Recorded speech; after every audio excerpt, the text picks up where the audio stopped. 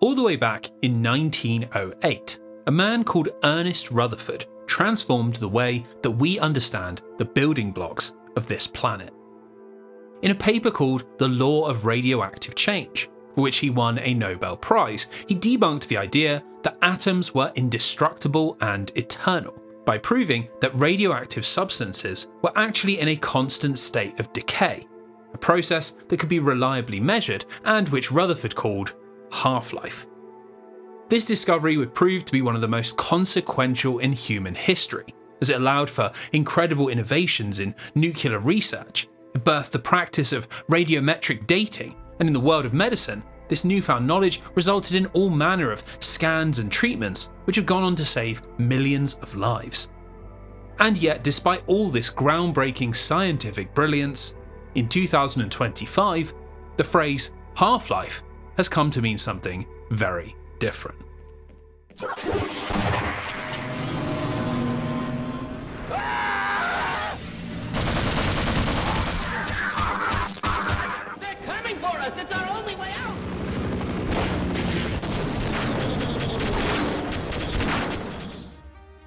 What Rutherford could have never foreseen was that in the 1990s, humanity would become utterly obsessed with shooting digital monsters with animated guns, and that out of this, an all-new kind of half-life would grab hold of the term and never let go. Now that might sound ridiculous, as after all, how could a first-person shooter ever come to overshadow a Nobel Prize-winning discovery? But here's the thing, Half-Life is not just any old video game. It was so innovative that it permanently changed how stories were told in the medium, so influential that it gave birth to entirely new genres, so ripe with potential that it sent modding into the mainstream, so ridiculously successful that its developer is now one of the most profitable companies in the world. Even decades after its last release, the internet will implode at the faintest rumour of another instalment, and we got an entire generation of children growing up with memes that they don't even realise were born in Black Mesa. Half-Life isn't just a very popular shooter, it's a pillar of modern pop culture. And so today, I want to take you back to before it was ever released, and tell you all the tale of how a little studio called Valve stumbled into a masterpiece. This is the story of the game we cannot escape, its unlikely creation, its towering legacy, its baffling expansions, and its glorious remake. The eternal legend of Gordon Freeman and the Black Mesa incident. But before we step onto the transit system and set off for work, I need to quickly talk about the future of this channel. So for all of you that haven't got self-promotion turned off in your ad blocker, this is for you. To cut to the chase, YouTube in 2026 is a pretty hostile place for channels like mine. I don't make shorts, I don't use AI, I don't release videos every other week, and I don't make things that will easily go viral, all of which means it's pretty tough to keep ahead of the game. So if you love proper video game history and want to see more projects like these, please consider backing the channel on Patreon, as it's through that incredible support that I Finished a Video Game is still going. It's currently half price to celebrate the release of this video, and along with my eternal gratitude, you'll also get 5 Patreon exclusive videos, like a review of every game I played in 2025 or a heavy-duty retrospective about the creation of Chrono Trigger. All stuff that any sane person would have probably published on the main channel. Anyway, with that emergency broadcast out of the way, let's step behind the eyes of a young MIT graduate on his way to work. A man who is about to change the world of video games forever.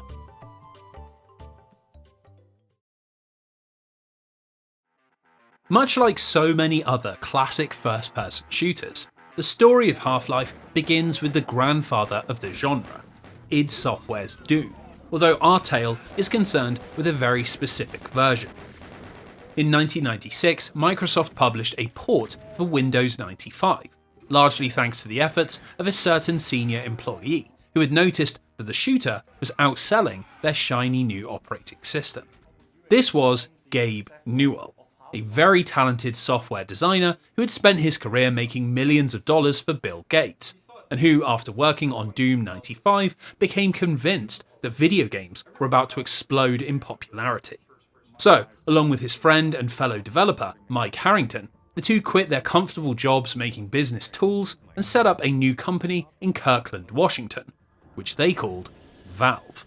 Now this might sound somewhat crazy considering they had zero video game experience, but Newell and Harrington had a secret weapon, a friend of theirs called Mike Abrash, who had left Microsoft earlier that year and gone to work at id. Abrash was certain that he could convince John Carmack to sign over the rights to id Software's Quake engine, a favour which would put Valve on the cutting edge of video game technology before they'd even started. Amazingly, that is exactly what happened, as after a brief meeting at id's Texas headquarters, Newell and Harrington returned home with a copy of the most powerful 3D engine on the planet, a golden opportunity which most studios would have killed for. So with an engine in hand, they now needed staff, and this is where things start to get weird, because rather than hiring a bunch of cheap college graduates, Newell and Harrington went looking for developers in very odd places. Their first two hires were Steve Bond and John Guthrie, a pair of hobbyist modders that ran a popular Quake fan site, and who apparently thought they were being pranked when Newell called asking if they wanted to work on a standalone game for real money.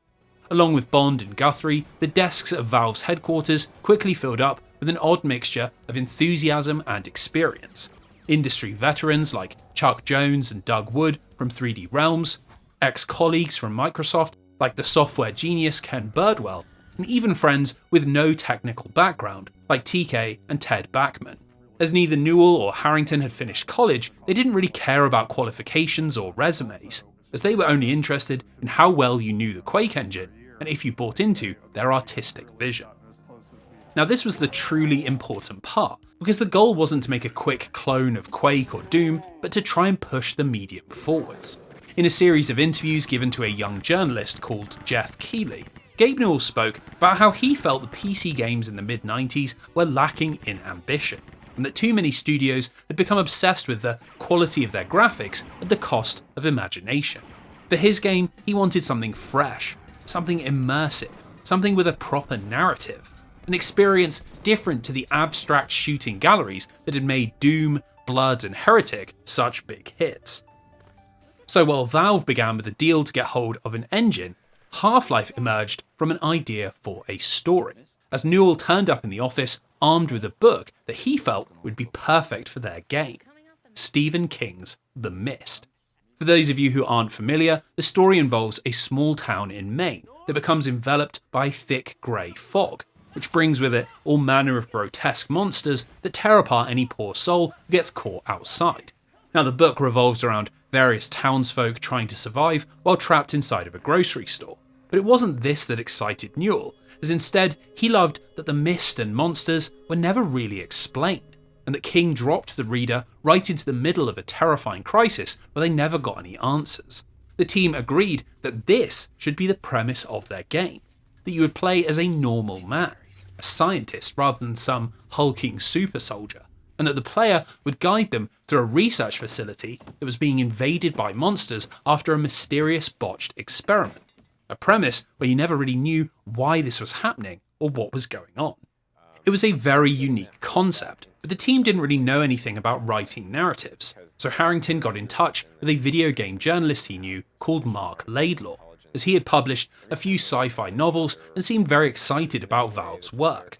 Laidlaw agreed to join the team and would end up being responsible for a massive amount of what makes Half-Life tick, although we'll save that for when we dig into the game itself.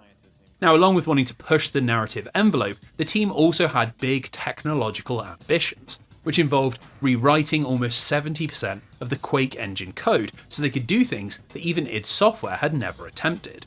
The first was a full skeletal animation system, which meant that models could be twisted into all sorts of fluid and lifelike poses, and the second was a complete rewrite of the engine's AI, as the goal for their game was to have enemies and allies that could independently interact and come up with unique responses to the player's actions. They were very lofty goals, and actually they caused Valve quite a bit of trouble when trying to secure a publishing deal, as most of the companies they met didn't believe they could deliver on any of these promises, and thus didn't hand over any money.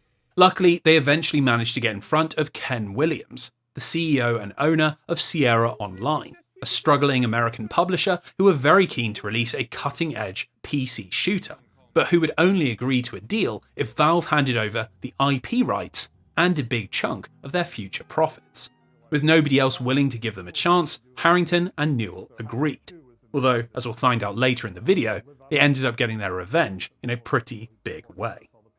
Anyway, with an engine, staff, a concept, and a publisher, all that remained was to settle on a name. And you might be surprised to hear that this is where Mr. Ernest Rutherford comes back into the story. You see, Newell wanted something that sounded evocative, avoided cliches, and also had a corresponding symbol that they could use in marketing. So they eventually settled on Half-Life, which not only sounds cool as fuck, but is represented in chemistry by the Greek letter lambda, which would go on to become the iconic logo for the franchise.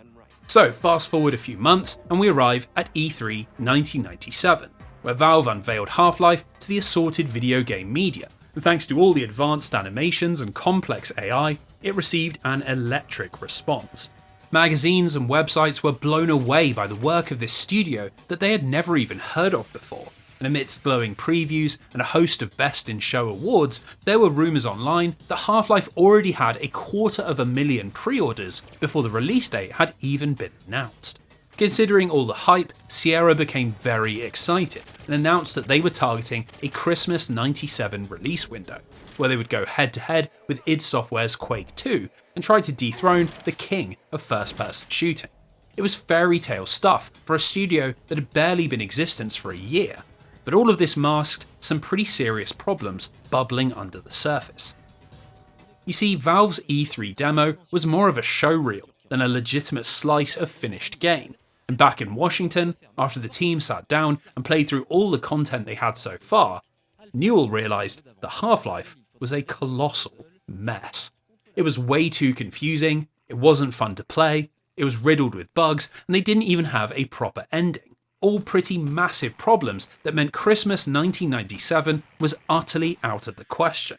So Newell and Harrington went to Sierra and asked for a pretty substantial delay, but the problem was that the publisher was only willing to push back the date, but not stump up any more cash, which left Valve in a pretty tricky situation. Their game needed a lot more work, but who exactly was going to pay for it? Well, this is where we arrive at Newell and Harrington's second secret weapon, their incredible personal wealth, which came from the stock options that they had been paid in while working at Microsoft. When they had quit to form Valve, both were multi-millionaires, so rather than publish something substandard, they decided to put their money where their mouth was and start funding Half-Life themselves. Now, what's impressive about this is that it wasn't just a couple of extra weeks of bug testing, but an entire additional year of development with an expanded team, which developer Ken Birdwell described as more like making Half-Life 2 than fixing the original. Now, to make sure this didn't result in another mess, Newell came up with something called design cabals, where representatives from different parts of Half-Life's development team would spend time together every single week, making sure that each aspect of its design, from the sound to the textures and even details in the script, were all pointing in the same direction. If you can believe it, this was not typical of video game production in the 1990s, where level designers, artists and engineers often worked entirely separately. But Newell's collaborative approach worked very well, and it led to a ton of ideas that would go on to define Half-Life. One of these was the game's unique approach to storytelling, as the team had originally intended to fill the game with cutscenes made to look like footage from security cameras. But no matter how many times they reworked the idea, they always looked hokey and out of place. So during one of the cabals, Mark Laidlaw suggested that they just get rid of them and tell every second of the story without breaking the player's perspective. A completely fresh approach to video game storytelling that would end up being one of Half-Life's most influential ideas. Similarly, Half-Life's main character was originally a weird design which the team called Ivan the Space Biker, but during the additional year, designer Chuck Jones decided that this had to change, and reworked the model to look more like his colleague, Kelly Bailey. This led to a new character with short brown hair, black glasses, and a goatee, a totally unassuming and unexciting look, but one which is now considered utterly iconic. Now, the funny thing about all this is that when Valve eventually returned to E3 in 1998, Armed with their all-new version of Half-Life, the media was so excited to see more that nobody noticed that the game had been rebooted. And amidst a flurry of awards and desperate requests for interviews, it looked as if the gamble was going to pay off. That was until November 1st, a few weeks before the game's release, when Harrington sat down at his desk and realised that something terrible had happened. You see, Valve had signed a few deals with different graphic card companies so that they could include a demo version of their game alongside the hardware, but as soon as this promotion started, the demo instantly leaked online. As it was downloaded millions of times within just a few days, both Valve and Sierra began to panic that it would ruin any chances of a big launch. But amazingly, the leak proved to be an extremely effective piece of accidental marketing. Rather than waiting for a launch copy, websites and magazines quickly threw together excited previews, talking about how incredible the game's opening levels were. And on forums, rather than getting their fill and losing interest, fans developed a passionate lust for the full release. Initially, Sierra had estimated that thanks to its good showings at E3, Half-Life might sell 250,000 lifetime copies. But when it finally hit shelves on November 19th, 1998, it absolutely blew past these numbers and took on a life of its own. By February of 1999, after just 2 months on the market, Half-Life had shipped a whopping 500,000 units, a number which only continued to soar upwards thanks to some extremely clever decisions by Valve. Just like id Software had done with Quake, Half-Life shipped with a toolset for modding called Worldcraft, and this immediately created a huge online community of modders and map designers, some of which became so popular that they effectively became games in their own right. Thanks to these fan creations like Team Fortress, Day of Defeat and Counter-Strike, hundreds of thousands of people ended up buying Half-Life and not even touching the base game, a strange phenomenon that Valve capitalized on, as they ended up buying the rights to these mods and bringing the teams in-house, all of which kept the sales pouring in. By 2004, just 5 years after its release, Half-Life had sold 8 million copies, an unthinkable amount for a debut game from a studio founded by a team with no previous experience, who had barely been able to convince a publisher that their game was viable, and who had ended up spending millions of dollars of their own money to make it happen. The whole process was as impressive as it was unlikely, a true testament to what talented people can achieve when someone with deep pockets decides to choose long-term art over short-term profits. But my friends, we are not here to simply dissect the story of Half-Life's creation, as I think it's high time that we step inside the gunmetal halls of Black Mesa and see the magic of dangerous experimental science with our own 2 eyes.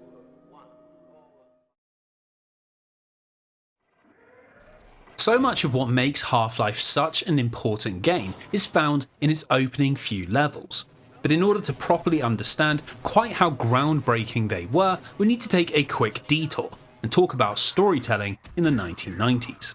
You see, while video games had been getting increasingly complex throughout the decade, there were still plenty of genres that weren't all that concerned with anything beyond graphics and gameplay. Outside of point and clicks, RPGs and the odd 3D action adventure, most developers wanted you to get straight into the action. So taking the time to establish why you were fighting or racing or jumping didn't really matter.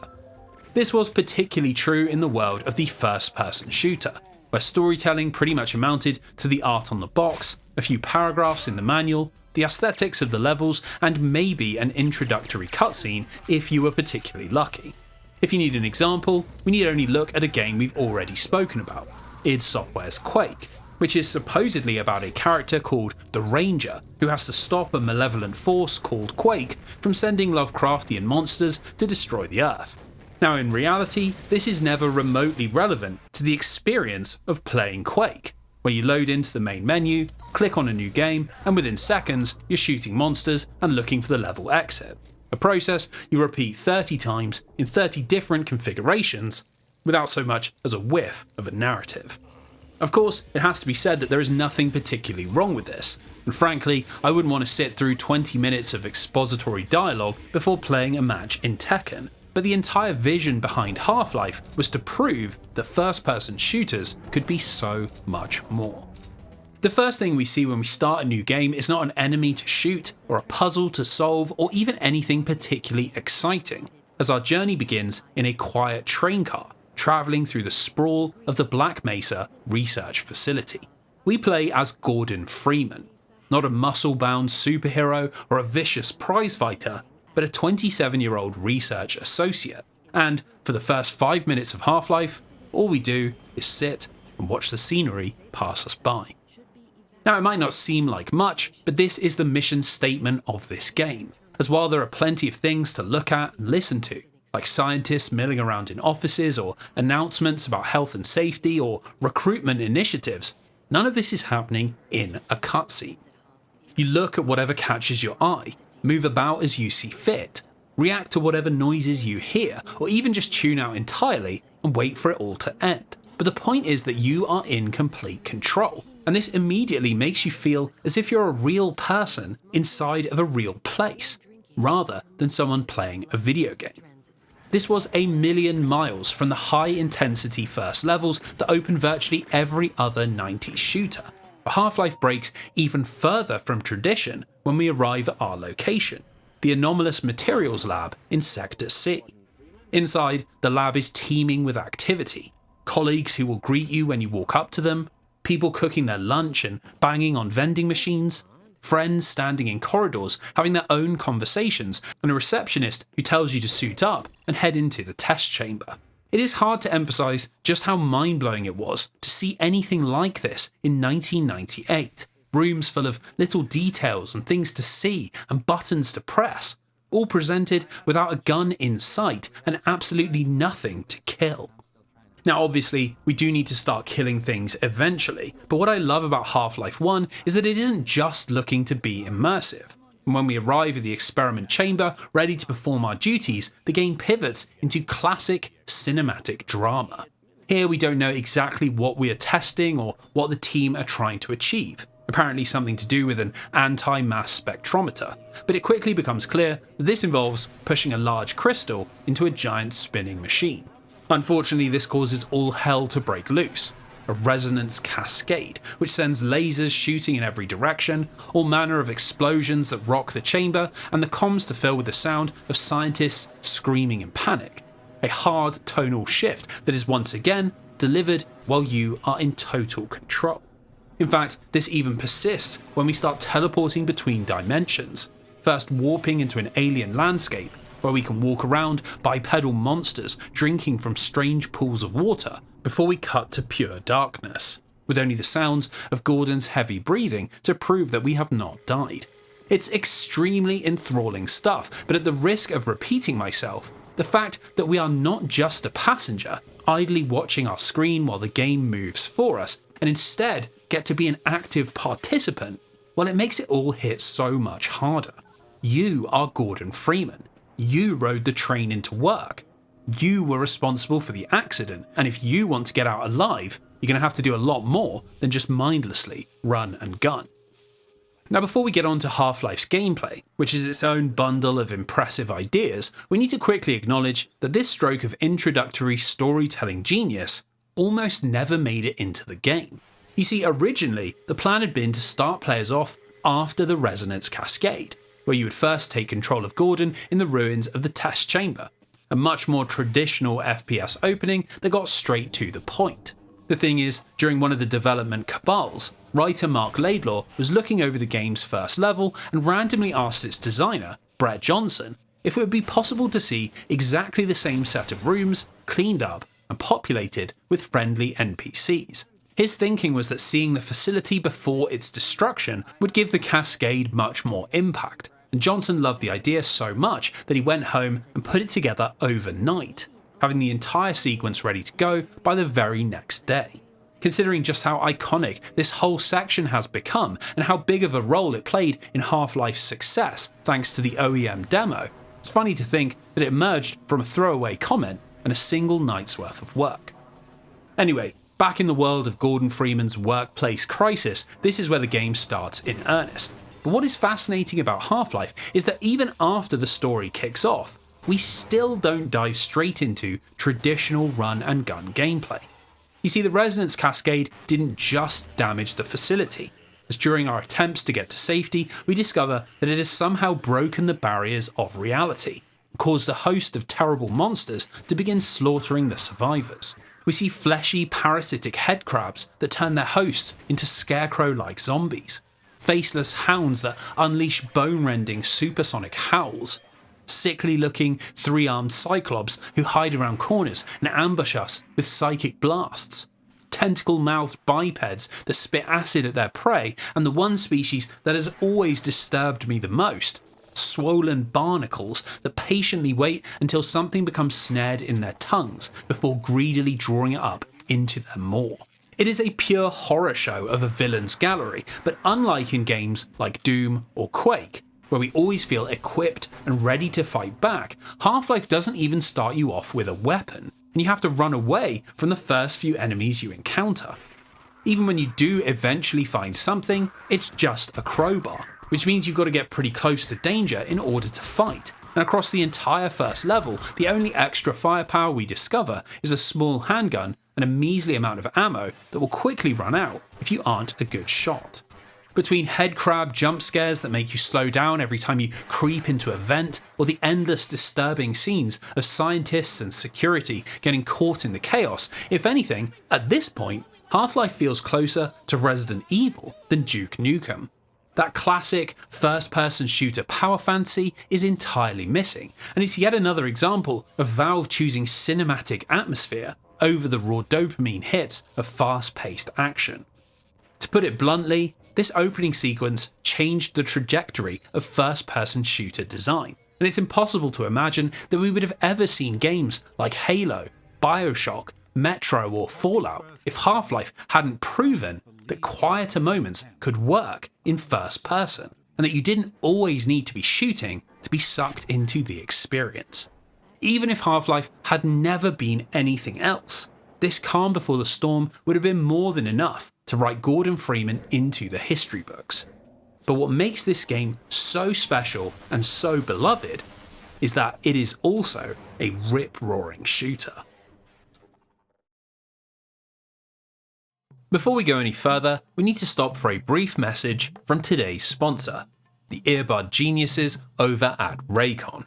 If you hadn't noticed from my previous videos, the only other thing in my life that matches my love of video games is my love of music, which means I've got to have a good pair of earbuds for when I'm locked in on a 6-hour session of writing.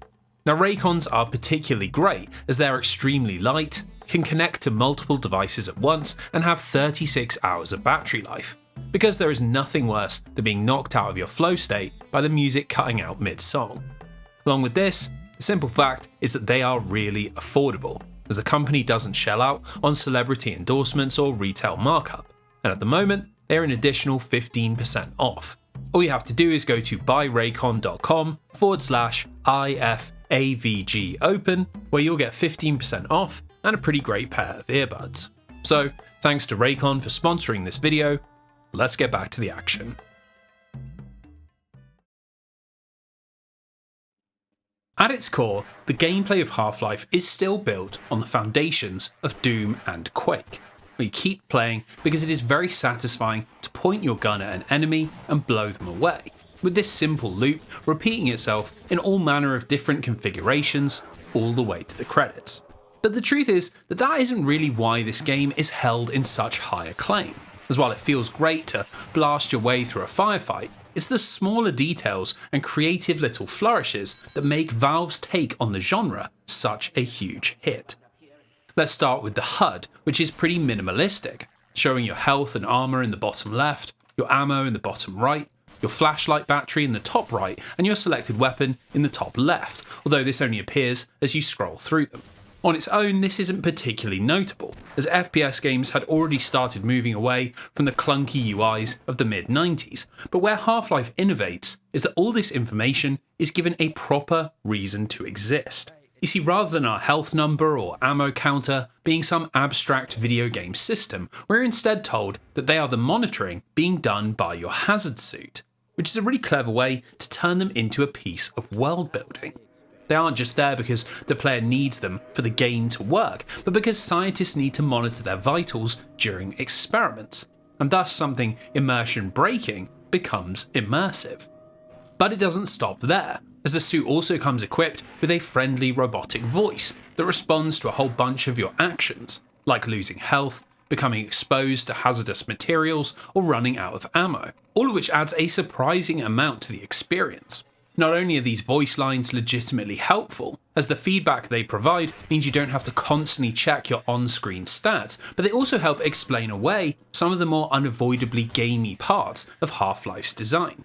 For example, if you take a big chunk of damage by falling down a ladder or getting caught in an explosion, the suit will let you know that it's administering a shot of morphine, which doesn't actually do anything in gameplay terms, but it helps to explain how Gordon is able to carry on.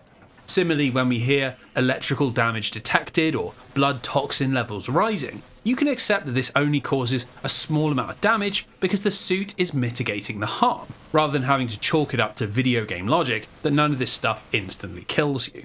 It's actually very impressive for such a small idea, especially as this sort of constant commentary could easily get annoying if done wrong. But by the end of the game, hearing "seek medical attention" after a particularly brutal fight almost becomes a source of comfort amidst all the insanity. Now, what is cool is that this style of diegetic design is found all throughout Half-Life, and clearly the aim wasn't to just create a game that was fun to play, but one that felt interactive and believable, at least by the standards of the late 1990s. Take your ammo and weapons, which rather than just randomly floating in place waiting to be picked up, tend to be positioned with more purpose, on the bodies of dead security officers, or being introduced to us through little dioramas, like a tranquilizer crossbow sitting in a shark cage, or an experimental laser that we find in a testing lab. Similarly, we don't restore our resources exclusively through abstract pickups, as dotted around Black Mesa are wall-mounted chargers, one for health and one for armour, presumably intended to keep the staff topped up as they carry out their dangerous work.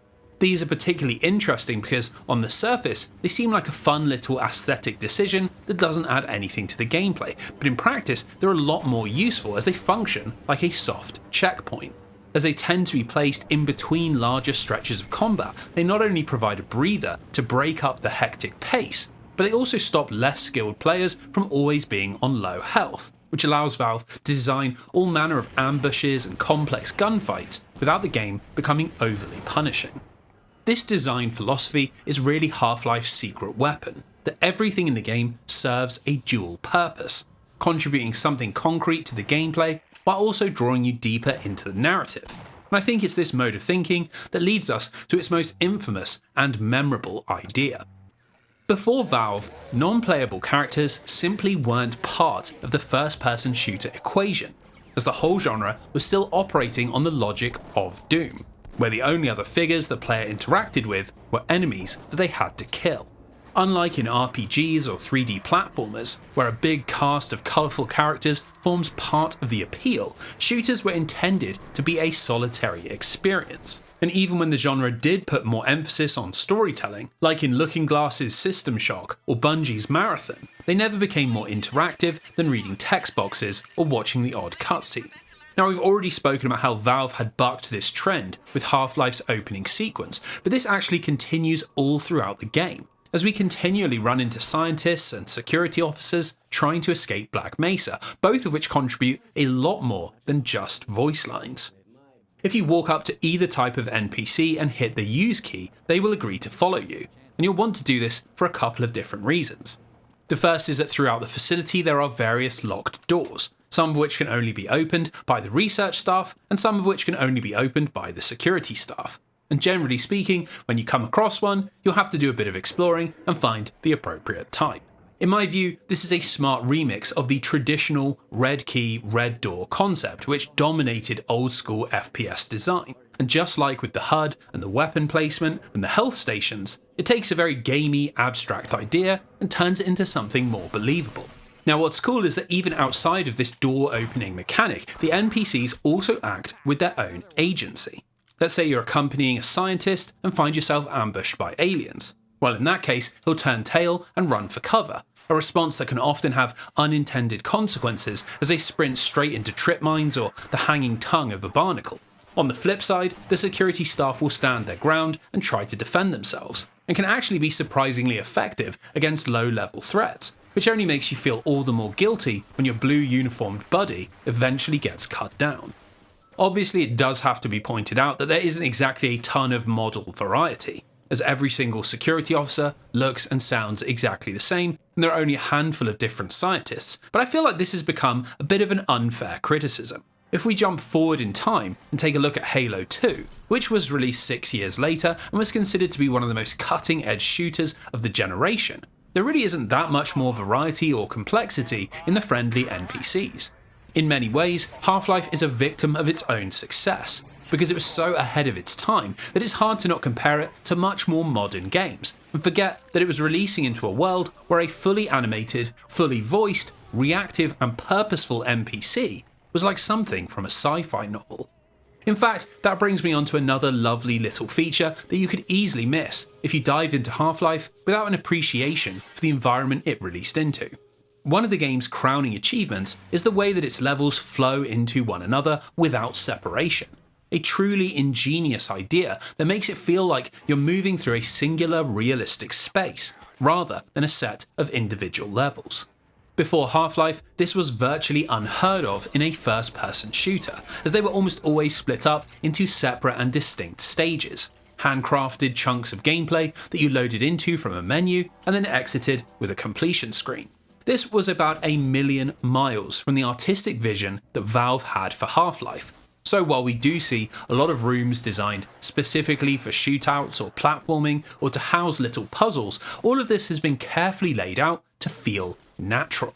Rather than fighting our way around inhuman geometric labyrinths, we battle monsters across the blood-stained linoleum floors of the Black Mesa office complex, get caught in shootouts between massive storage units in the facility warehouse, ride an electrified rail system that moves resources between different sectors, and of course, explore an endless system of snaking vents that keep air pumping around the building.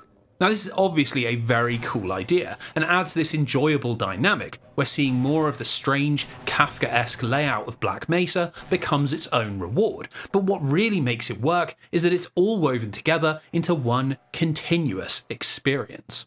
When we finish a level, rather than being ejected into a mission select screen or being teleported to the next starting point, we just walk into the next area, with every game space flowing seamlessly from one into the next. A process that you wouldn't even notice if it weren't for a short load. This was absolutely unprecedented for a video game of any kind in 1998, and it gives Half-Life a real cinematic flow, where the uninterrupted structure feels closer to that of a movie than something you could find on an arcade or on a console. In many ways, even amidst all of the other clever ideas, this seamless approach to level design might be Half-Life's largest innovation, as even a decade later, when studios were working with far more powerful engines and had a far better grasp of what worked and what didn't, Half-Life was still the benchmark for how realistic and immersive a video game world could feel. Essentially, if you put all of this together, the little details like the HEV voice lines, the way scientists react to seeing a monster, the thoughtful placement of every object and item, and the way it all flows together without ever breaking its spell, well, it feels almost disrespectful to call Half-Life just a first-person shooter. The truth is that it is so much more, and while shooting might be the main action you do while guiding Gordon Freeman to safety, it is not the sole reason that people keep coming back to Black Mesa.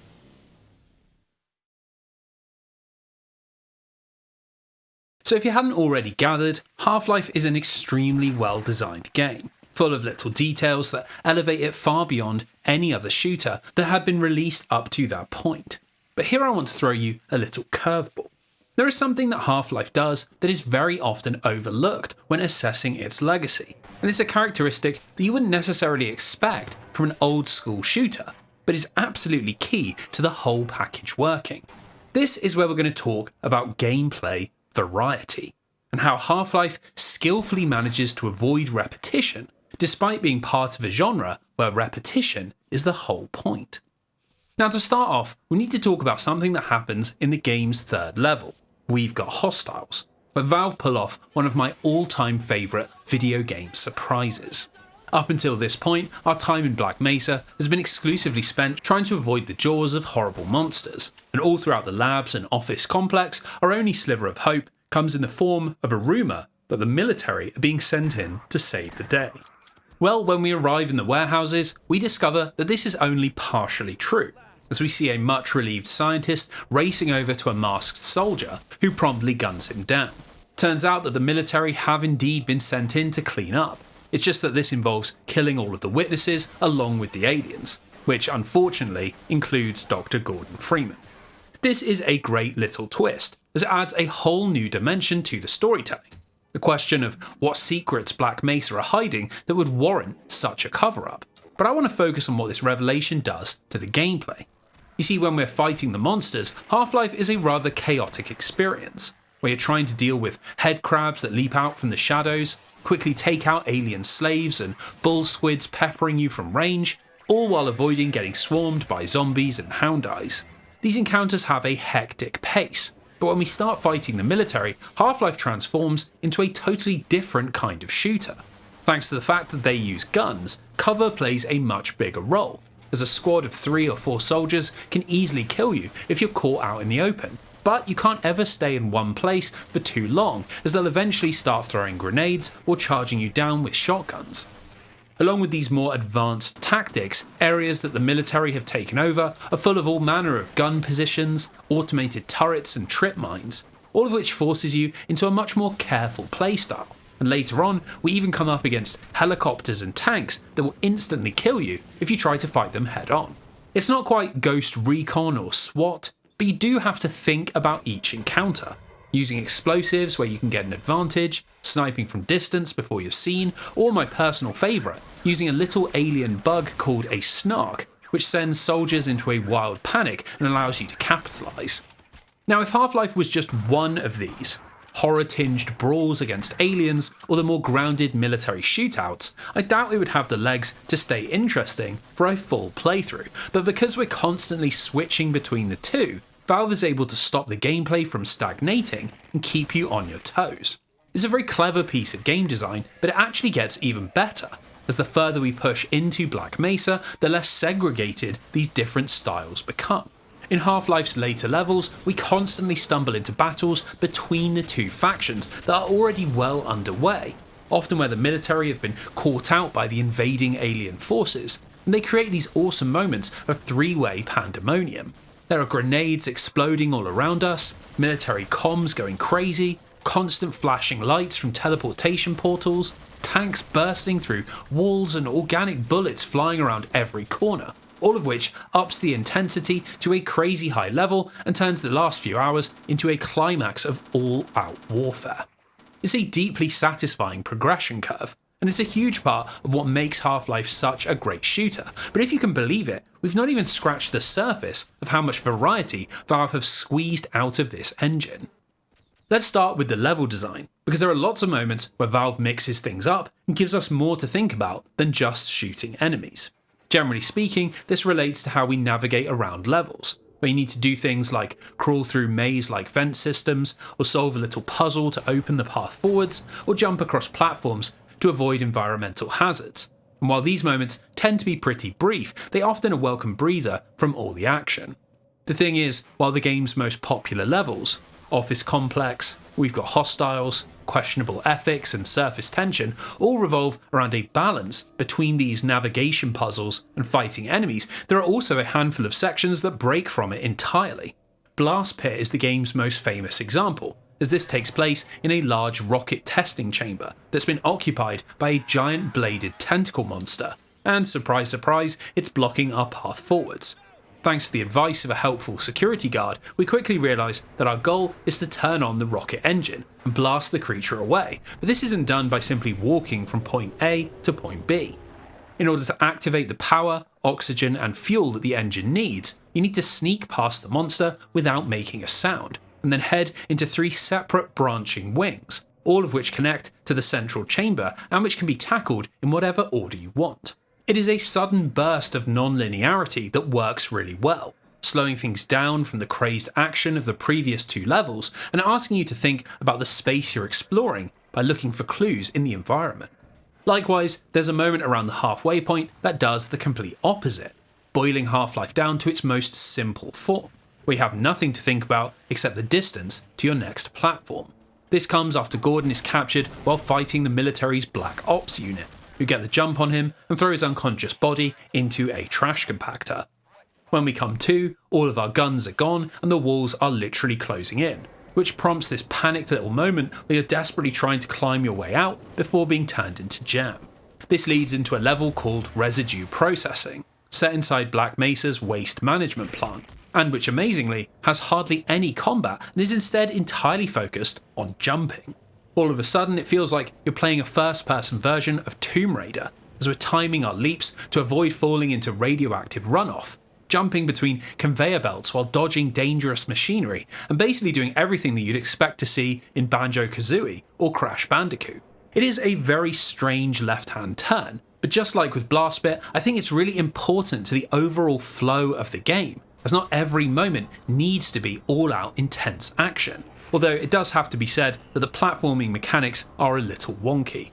Gordon's movement is actually pretty slippery, which doesn't feel out of place when you're running around in a gunfight, but which isn't exactly comfortable when you're trying to make precise jumps, and this can lead to quite a few annoying deaths from overcorrecting landings or slipping off of edges. The thing is, as the level is only about 15 minutes long, it's quite easy to forgive its sins, and appreciate that it's just meant to be a little detour, so that all the grenades and shotguns and crossbows stay fresh. Now while that's all very well and adds a lot to the overall picture of Half-Life, there is a moment where Valve oversteps the mark, with an experiment that doesn't really work. When we come out of the blast pit, we find ourselves at a power station for Black Mesa's underground rail system, which we need to ride over to the Lambda complex on the far side of the building, where there is apparently a group of scientists who know how to close the resonance cascade. This is our goal for pretty much the entire rest of the game, but it gets off to a very rough start, as we're thrust into a truly notorious level called On the Rails. The idea here is that we're riding an electrified tram around a labyrinth of railway lines, and to be blunt, it is a real slog. Not only is it extremely visually uninteresting, presented as a maze of repeating grey hallways that stand in stark contrast to the fancy labs and monolithic machinery of the rest of the game, but for some reason, On the Rails is also one of the longest levels in the entire game. It just feels like it goes on forever, and at no point are we doing anything particularly interesting, just clearing obstacles from our paths or shooting line selectors to change our track or maybe jumping off to fight a small ambush, all of which happens multiple times over and can easily last an hour or more if you get lost or end up on the wrong track. Now, if anything, On the Rails' relative dullness is a testament to quite how thrilling the rest of Half-Life usually is, as it conditions us to think something unique will happen in every room we enter, an expectation that really was not reasonable to have of a first-person shooter in 1998. You've got to remember that in games like Duke Nukem 3D or Turok, the variety exclusively came from the weapons you used and the enemies you fought, whereas Valve served up a circus of crazy ideas, where you're just as likely to be running for your life from a helicopter or solving a wild teleportation portal puzzle as you are to be gunning down a room full of monsters. In truth, I think this is often forgotten when talking about the influence of Half-Life, because really this was the first time that a first-person shooter was able to match up to the sense of adventure that you could find in big-budget console games like Metal Gear Solid or The Legend of Zelda. There is just so much game crammed into the walls of Black Mesa, and while it's fairly common to hear praise for its immersive environments or its pulse-pounding shooting, I think it's this appreciation for variety that glues the whole thing together.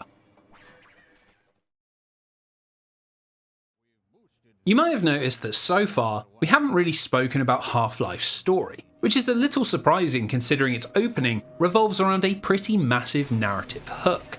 What exactly is happening in Black Mesa? Well, the answer to this question isn't particularly straightforward, and in trying to answer it, we come crashing into one of the most controversial finales in video game history: the alien world of Zen. Now, before we get ahead of ourselves, let's look back and take stock. We know that Black Mesa was conducting weird experiments, and that when Gordon Freeman pushed the crystal sample into the mass spectrometer, some kind of reaction tore open reality and invited in an army of bloodthirsty monsters. Along with this, thanks to the testing labs we see in questionable ethics and the fact that the military are trying to eliminate everyone involved, it's pretty obvious that the American government already knew about these otherworldly creatures, although what they were trying to learn from them remains a mystery.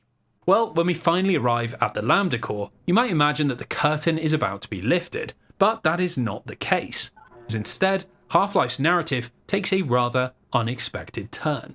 We are told that the science team not only knew about the aliens, but have been conducting excursions into their world, and now they need Gordon to travel there and take out a vast psychic power, which they theorise will shut down the resonance cascade. So armed with a new long jump module that gives us a sprint jump, we dive into a portal and begin this final battle, an assault of the alien border world, Xen. A truly strange place and an even stranger conclusion. Now there is no other way to say this, but these 4 alien expeditionary levels are easily the worst part of the game, and it's developed such a notorious reputation that during a Reddit AMA, Gabe Newell jokingly referred to it as his life's biggest regret. Unfortunately for Gabe, I don't think he's far from the truth, but before we get into everything that went wrong, let's take a moment to talk about the few things that actually work. Firstly, I do like the aesthetic of these levels, which do a great job of twisting low polygon geometry into something that feels inhuman and otherworldly. We see fleshy, spider-like vegetation, huge spikes that pulse with electricity, hanging tentacles that reach out from the walls, all presented on these strange floating islands, which don't make it clear if we're in outer space or somewhere else altogether. It has this eerie liminal vibe, almost as if it's half-formed, which in turn makes you question how the aliens could even live here, when there doesn't appear to be any structure beyond a handful of teleporters and tunnel systems. Now that being said, there are a few concrete details you can uncover, one of which really changes how we view the enemies we were fighting back in Black Mesa. Eventually we end up in what looks like a factory, where the aliens seem to be building armoured soldiers before they're transported to Earth, and while wandering around its halls, we see the same brown cyclopean aliens that we have fought 100 times already. The only difference is that here in the factory, they are not hostile, and will leave you alone as long as you don't hurt them. Now it isn't confirmed anywhere in the game, but fans have long theorised that this means that these aliens are slaves, forced to do the bidding of the more powerful races, which implies that all these mindless monsters are actually a lot more complex than we would have initially thought, as their society must have defined roles and a hierarchy of power, all born from a history that reaches back further than the resonance cascade. And I think had Valve been able to explore this in more detail, Xen might be remembered a lot more fondly. Unfortunately though, that is not the case. While the art style and environmental storytelling might be cool, the actual experience of playing through these levels leaves a lot to be desired.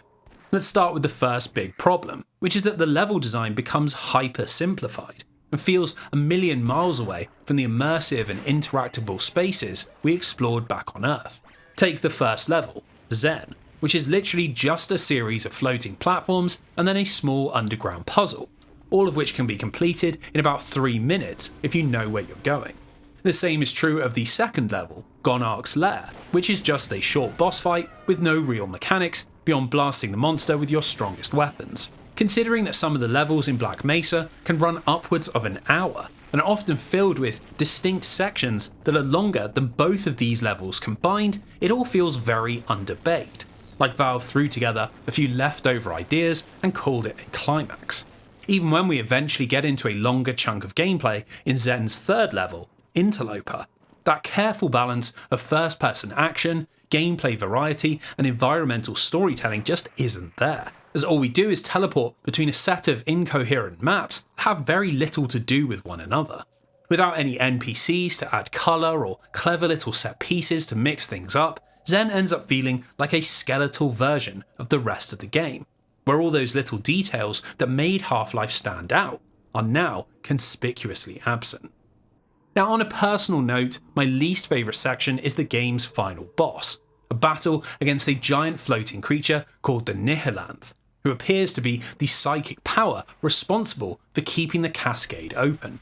other than the monster's voice lines, which are an ominous mixture of threats and warnings that do give it a sense of life outside of this fight. The whole encounter is just so strangely designed that I can't believe a game of this quality shipped with this as its ending. The idea is that the monster isn't vulnerable to direct damage, so you have to use a set of jump pads on the floor to soar up into the air and destroy 3 yellow crystals on the wall, which are responsible for regenerating its shields.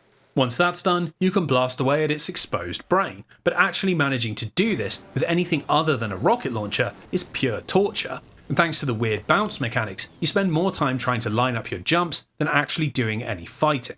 Now, this in of itself would make for a very janky boss fight, but what really ruins the moment is that the Nihilanth defends itself by teleporting you into a set of platforming challenge rooms. These are so fiddly and so particular about how you need to move through them that you can easily spend double or triple the amount of time on them that you do actually fighting the boss. And frankly, I cannot believe that playtesting didn't expose this as the dreadful idea that it so obviously is.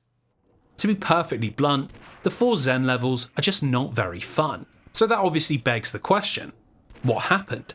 How did Valve mess up their conclusion so badly? Well, the closest we've gotten to an answer comes from an interview with Mark Laidlaw, where he admitted that Zen was thrown together at the last moment in a frantic rush to prevent another release date delay. The original idea had been for the alien homeworld to be this massive living organism, which Gordon would move around inside of while fighting enemies, but this proved to be far too ambitious and had to be abandoned in favour of something more straightforward. The problem was that the team had basically no idea how the story was supposed to end, as all they had ever settled on was the vague notion that Gordon would go into outer space. And this left the level designers without any direction or purpose and resulted in a bunch of half-finished ideas that didn't really form into a proper whole. Considering just how laser-focused Newell and Harrington were on their grand creative vision, it's extremely odd that they never settled on how their game should conclude. But what makes this even weirder is that when the Nihilanth is finally defeated, we're thrust into one of the most iconic final scenes in video game history.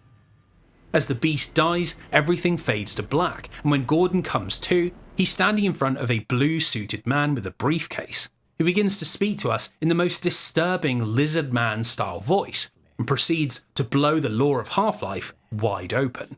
He tells us that thanks to our efforts, the border world of Zen is now under his employer's control, and that they are so impressed that they've decided to offer Gordon a job.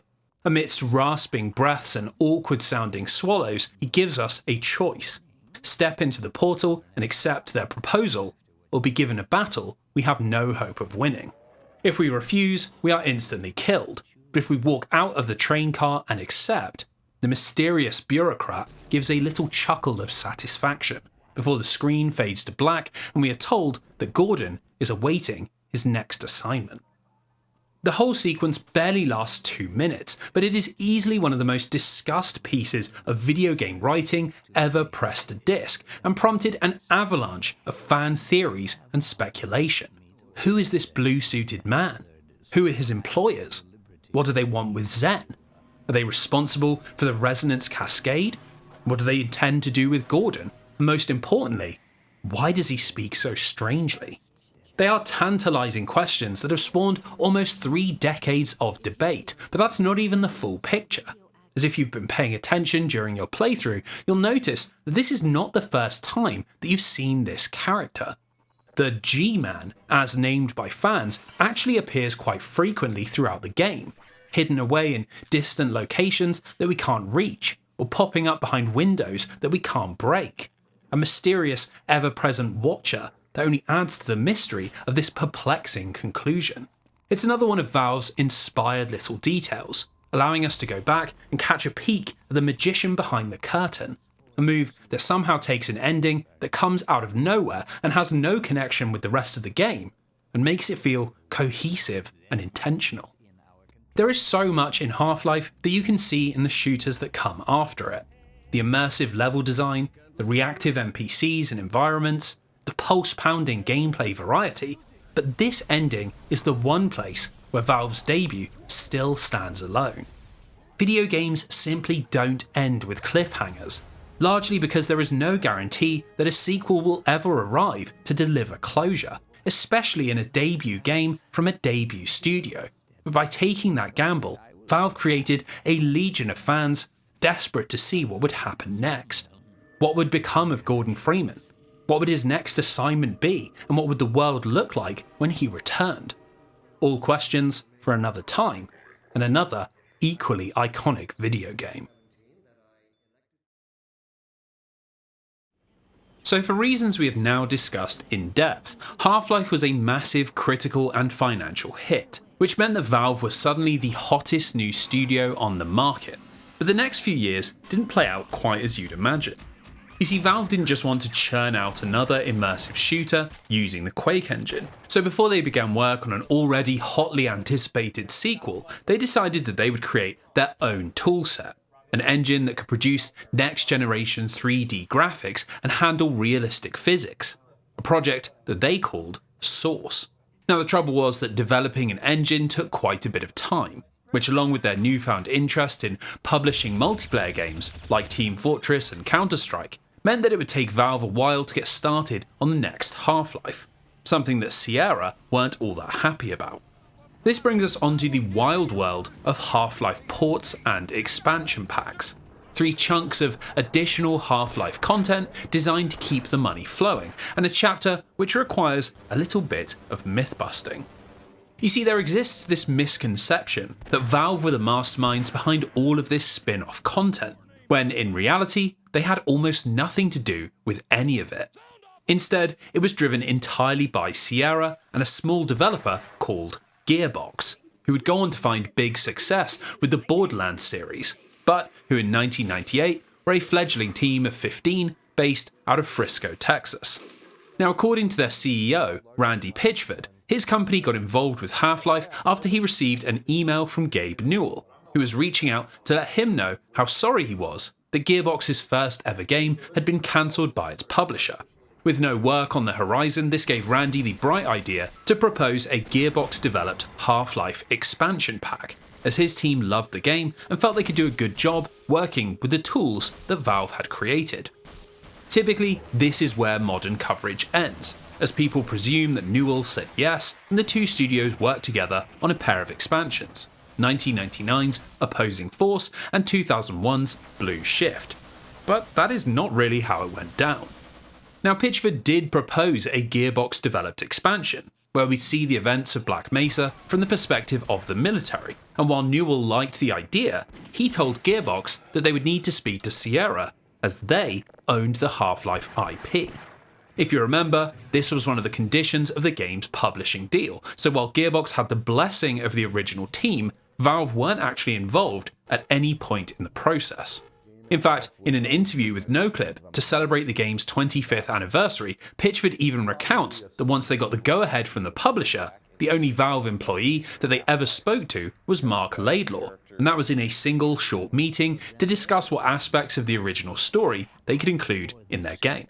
This means that while Half-Life Opposing Force is an expansion pack to a Valve-developed classic, built in an engine that Valve put together, drawing from ideas that Valve came up with, it is a Gearbox creation, top to bottom. So with its parentage out of the way, let's dive into this strange expansion, because it is a real bundle of good ideas and slightly wonky execution.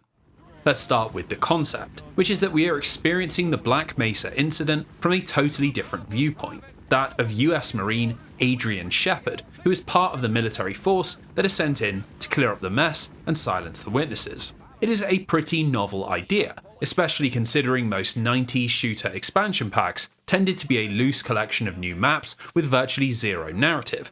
But it's not quite a moral inversion where we play as the bad guys. You see, Shepard's helicopter is shot down before his squad can receive their orders, so rather than hunting down Freeman and slaughtering everyone in sight, Shepard's mission revolves around trying to escape Black Mesa, and realistically, the narrative is pretty much identical to that of the base game. In fact, we even get a small retcon where we overhear the Black Ops unit being ordered to kill off the remaining grunts, which gives Gearbox a very convenient reason to set up military shootouts, despite us playing as one. Now, that doesn't mean Opposing Force lacks its own identity, as it actually has quite a different feel to Half-Life 1, putting way more focus on action and delivering with it a heavy dose of Hollywood-style military hoorah. Our flashlight is now a green-tinged set of night goggles. Instead of a Glock, we use a laser-sighted Desert Eagle. In place of a crowbar, we have a Bowie knife. There are new military-grade weapons like a sniper rifle and an LMG, and to go along with the expected roster of terrified scientists and hapless security officers, we have an all-new kind of NPC. These are your military buddies, and they turn up quite frequently during Shepard's time in Black Mesa, offering to fight alongside us and providing some utility, like sappers who will open sealed doors or medics who work like a portable health station. All very useful stuff that complements the additional firepower.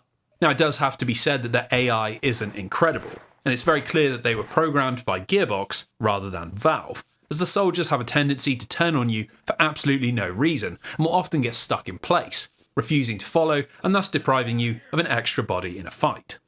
That might sound like a minor problem, but it's actually quite a big deal, as Opposing Force is substantially harder than Half-Life 1, throwing way more enemies at you in each fight and introducing a host of new aliens that pack a pretty mean punch. This is Race X, a group of aliens that Gearbox designed under Mark Laidlaw's supervision, with the idea being that they are different to the creatures we saw in Zen, and turned up in Black Mesa in an act of opportunism after noticing all the trans-dimensional portals. They are a lot bigger, a lot more aggressive, and bring with them a host of new weapons, like a rechargeable electric gun that will start attacking you of its own accord when you kill its host, or a living grenade launcher that eats its ammo and will be stroked by Shepard if you have it out for long enough. While the whole idea of Race X is clearly another retcon, as it makes little sense that Gordon never saw any of them, it's hard to be that upset at having more enemies to fight and more ways to kill them, especially when so much of the game revolves around running and gunning. Now, for as fun as all that is, it does bring me onto a point of criticism, which is that the levels Gearbox have put together aren't particularly interesting, and outside of a few standouts, like an underwater testing lab and a sort of alien zoo, we tend to do most of our shooting in the same old series of boxy sewers and warehouses. I'd also add that the flow of the levels can sometimes be a little wonky, and that careful balance between chunks of enthralling shooter action and more varied, immersive moments hasn't really carried over from the base game. For example, there's a sequence set in the Black Mesa office complex, where we fight through a series of conference rooms alongside a squad of gruff soldiers, but this is followed up with a series of really awkward box-pushing puzzles, which bring the momentum crashing to a halt and feel like they've been placed there to extend the level's runtime. Similarly, there's a section in the late game where we're introduced to a new enemy, the Voltigor, which we first see in a pitch-black sewer, and thanks to the reduced vision, it's actually a pretty spooky introduction, and is one of the few moments where Opposing Force dabbles with horror. The problem is that rather than this being the start of a cat-and-mouse section with a particularly dangerous foe, it turns out that the sewers are just a featureless maze full of enemies that can kill you in a single hit, which gets old extremely quickly and again feels like padding to bulk out the level. Now, it might be a little harsh to expect Gearbox to design environments that match up to those produced by Valve, but it's a noticeable step down in quality. And if we excuse those final moments in Zen, I don't think there's a single section of Opposing Force that matches up to the best of Gordon Freeman's time in Black Mesa. Really, Opposing Force is at its best when you've got a weapon in your hand and lots of enemies to fight. And all of its best ideas come from Gearbox taking the shooter foundation that Valve laid down and cranking it up to 11. We fight enemies with a portal gun that transports them into another dimension, use a barnacle to grapple between distant points like in The Legend of Zelda, blow aliens to smithereens with all manner of heavy weapons and mortar cannons. Hell, the game even ends with an interesting boss fight, as during the game's final moments, we find ourselves locked in mortal combat with a monster called the Gene Worm, which has to be beaten back with gameplay mechanics that actually suit Half-Life's shooter gameplay. The truth is that Opposing Force is nowhere near as groundbreaking or creative as the game it is based on, and in many ways it shows that this was a small project from an inexperienced team. But if you compare it to everything else on the market, rather than one of the most influential games of all time, there's still a lot to like about Gearbox's hardcore Black Mesa shooter. So all that remains is to discuss what happens to Adrian Shepard, as without jumping ahead, series veterans will know that this is his lone appearance in the Half-Life series. Well, the in-world explanation is that after defeating the Gene Worm, Shepard appears before the G-Man, who tells him in his iconic affected manner that he cannot close his report until every loose end has been attended to. For Black Mesa, this means a flash of brilliant white, implying that some sort of detonation has destroyed the facility. But for Adrian, his fate is much darker. Apparently the G-Man sees in Corporal Shepard something that reminds him of himself, and thus has decided to spare him. Although in order to make sure that Adrian tells nobody about what he has seen, he leaves him trapped in a place where he can do no harm, and where no harm can befall him. The very same helicopter that he arrived in. Spared from death, but cursed to spend an eternity alone. Now don't get me wrong, Shepard could well turn up in some mythical future Half-Life game, but I think it's unlikely, as just like its protagonist, Opposing Force has become a video game frozen in time, totally disconnected from the wider series.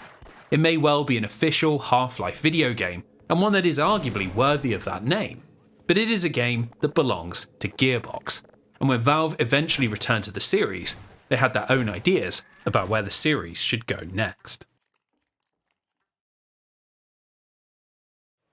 So while Opposing Force was pretty well received by critics and moved a respectable amount of units, Sierra wanted more, which meant taking Half-Life into the extremely profitable world of home consoles. Now, back in the 1990s, console ports of PC games hadn't been a particularly successful space, largely because computers were substantially more powerful, and this meant that their games had to be heavily downgraded to make the jump, which tended to sap away a lot of what made them good in the first place. Of course, for a game like Half-Life, which was designed to be on the cutting edge of technology, this was a pretty big problem, and it made ports to popular consoles like the PS1 or Nintendo 64 practically impossible, as even with big downgrades, they simply couldn't support 3D environments on the scale of Black Mesa. This meant that Sierra had to wait for new hardware to arrive, which eventually happened in September of 1999, when Sega released the Dreamcast in North America. So Sierra got in contact with a company called Captivation Studio, who had produced a handful of Dreamcast tech demos, and in partnership with Gearbox, who were contracted to build a set of console-exclusive levels, the two studios began work on a Half-Life Dreamcast port. Now sadly, this never actually made it to market, as it turned out that even the Dreamcast wasn't quite powerful enough, as the game was plagued by extremely long load times, a very wobbly frame rate, and persistent control issues, caused by the console's lack of dual analog sticks. Thanks to this, it never received much positive coverage in the media, and eventually Sierra decided that it needed a pretty hefty delay in order to polish it up. But this had the unfortunate impact of knocking the release window back into early 2001, where Sega announced that they would be discontinuing their console due to poor sales. Obviously this meant there was no reason for Sierra to release the port, and thus it was cancelled. But Gearbox didn't want to let their work go to waste, so it was agreed that their exclusive levels would be shifted over to the PC and sold as a standalone release called Half-Life Blue Shift. Now Blue Shift is a curious little game, because while it's been remembered as a full-fat expansion pack on the same level as Opposing Force, it's really a much smaller and much less ambitious project. It doesn't feature any new gameplay mechanics, doesn't pit you against any new enemies, doesn't give you any new weapons, it's formed entirely from pre-existing assets, and to top it all off, its runtime clocks in at a measly 2 hours. Really, it is a stretch to call this an expansion pack, and considering it was sold for $30 on release, there is definitely an argument to be made that Sierra were milking the franchise. But if we put that to one side, there is still quite a lot to like about this miniature side story. Just like in Opposing Force, the idea is that we see the events of Black Mesa from another perspective, this time that of Barney Calhoun, one of the facility's hapless security guards. And while that might not be as exciting as being part of the military, it's a premise that works quite well. Easily the strongest part of Blue Shift comes in its first 30 minutes, which mirrors the opening of Half-Life, where Barney travels to work on the Black Mesa transit system and interacts with a host of NPCs. We get to see tired security officers trying to keep prima donna scientists happy, grab our gear from a working shooting range where we can sharpen our skills, watch Dr. Freeman pass by on his way to the labs, and before we even get a glimpse of a monster, we have to try and fix a lift that is broken in another sector. It's only a short sequence, but it does a pretty good job of making Barney feel like a regular person. Not some talented MIT graduate or a capable US Marine, but a small cog in a massive machine who ends up getting caught in something far beyond his comprehension. Now, this vibe also bleeds into the gameplay, but Barney doesn't have a HEV suit keeping track of his vitals and doesn't get his hands on any particularly crazy weaponry, all of which gives Blue Shift a more grounded atmosphere, where it's you, your pistol and your wits against an army of murderous aliens. It's actually quite a clever way to use world building to explain away the Dreamcast-induced restrictions that Blue Shift was developed under, but if I'm honest, I do think it results in a much less interesting video game. Without the creative weapons, weird enemies and military perspective of opposing force, or the carefully crafted gameplay variety and immersive drama of the original, Blue Shift can often be a little dull, and I think this is really on show in the environments that Barney explores. Outside of the security station in the introduction, it's a parade of bland tunnels, grey sewers and nondescript office rooms, with the only fresh idea coming in the form of a train depot, which is so featureless and so lacking in character that it could have been lifted out of any other 3D first-person shooter. The reality is that Blue Shift's levels don't do anything with Black Mesa that we haven't already seen before, and without enough time to come up with something new, Gearbox obviously settled for repeating what works and playing it safe. Now, while that is a little underwhelming, especially as this was sold as an expansion pack, Blue Shift still has some pretty good moments, and actually includes one of the best takes on Zen in the entire series. Near the end of the game, Barney meets up with Dr. Rosenberg, a scientist who wants to head down into a disused teleportation lab and use the old machinery to escape from Black Mesa. But in order to do so, he and his team need Calhoun to go into the alien border world and set up a relay. What follows is a chunk of game that does a much better job of marrying Half-Life's ideas with the feeling of being in another world, giving us a much larger level to explore and posing challenges that actually suit the engine. The whole thing is just so much more varied and interesting than any of the Zen levels that Valve served up, and I particularly love that we get to see a Black Mesa outpost, as even though the scientists are all long dead, it helps Zen feel connected with the events that are happening back on Earth.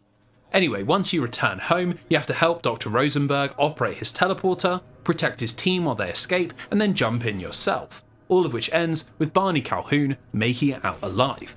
Considering both other games end with the G-Man stepping in to whisk us away, it's surprisingly satisfying to actually escape Black Mesa. And while most of what Gearbox produced would never appear in another Half-Life game, our wily security guard managed to avoid the chop and turn up in the next game.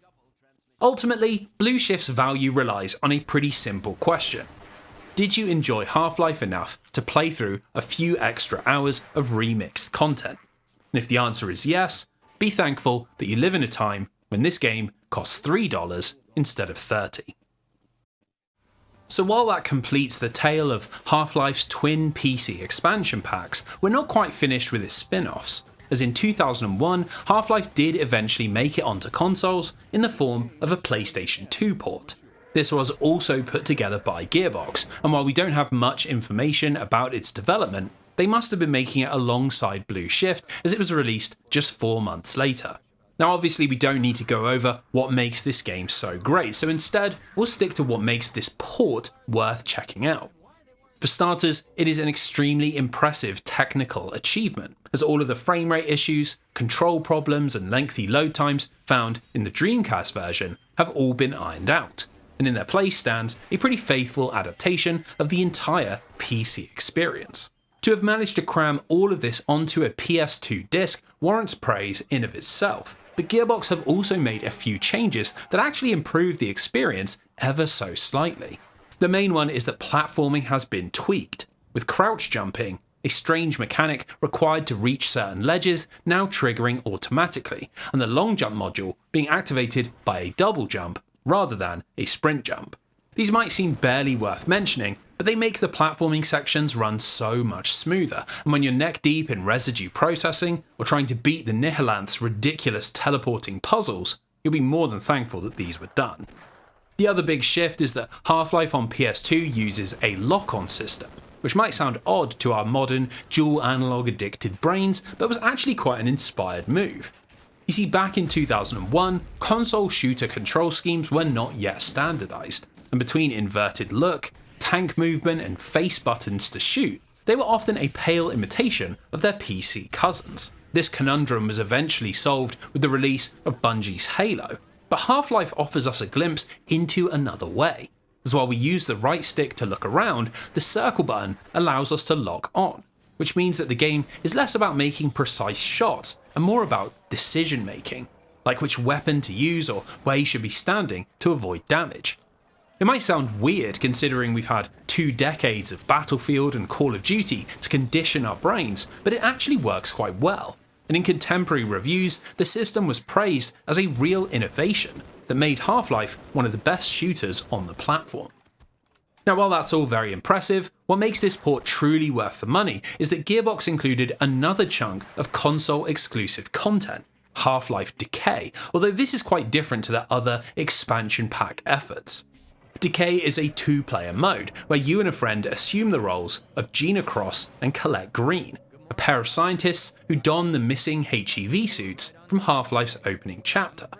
As expected, the game is a series of missions that show the events of Black Mesa from their perspective, delivering the sample to Gordon in the test chamber, alerting the military of the alien outbreak, and eventually prepping a satellite that helps close the cascade. Admittedly, on the third go round, this premise does wear a little thin, especially as there is not much to Decay that we haven't already seen in Half-Life and Blue Shift, but what makes it worthwhile is that you're here for the gameplay rather than the narrative. You see, Decay's levels were designed entirely around the idea of co-op, which means rather than just blasting through aliens with a buddy, you have to think about what each other are doing, and are constantly thrown into situations that ask each player to act independently.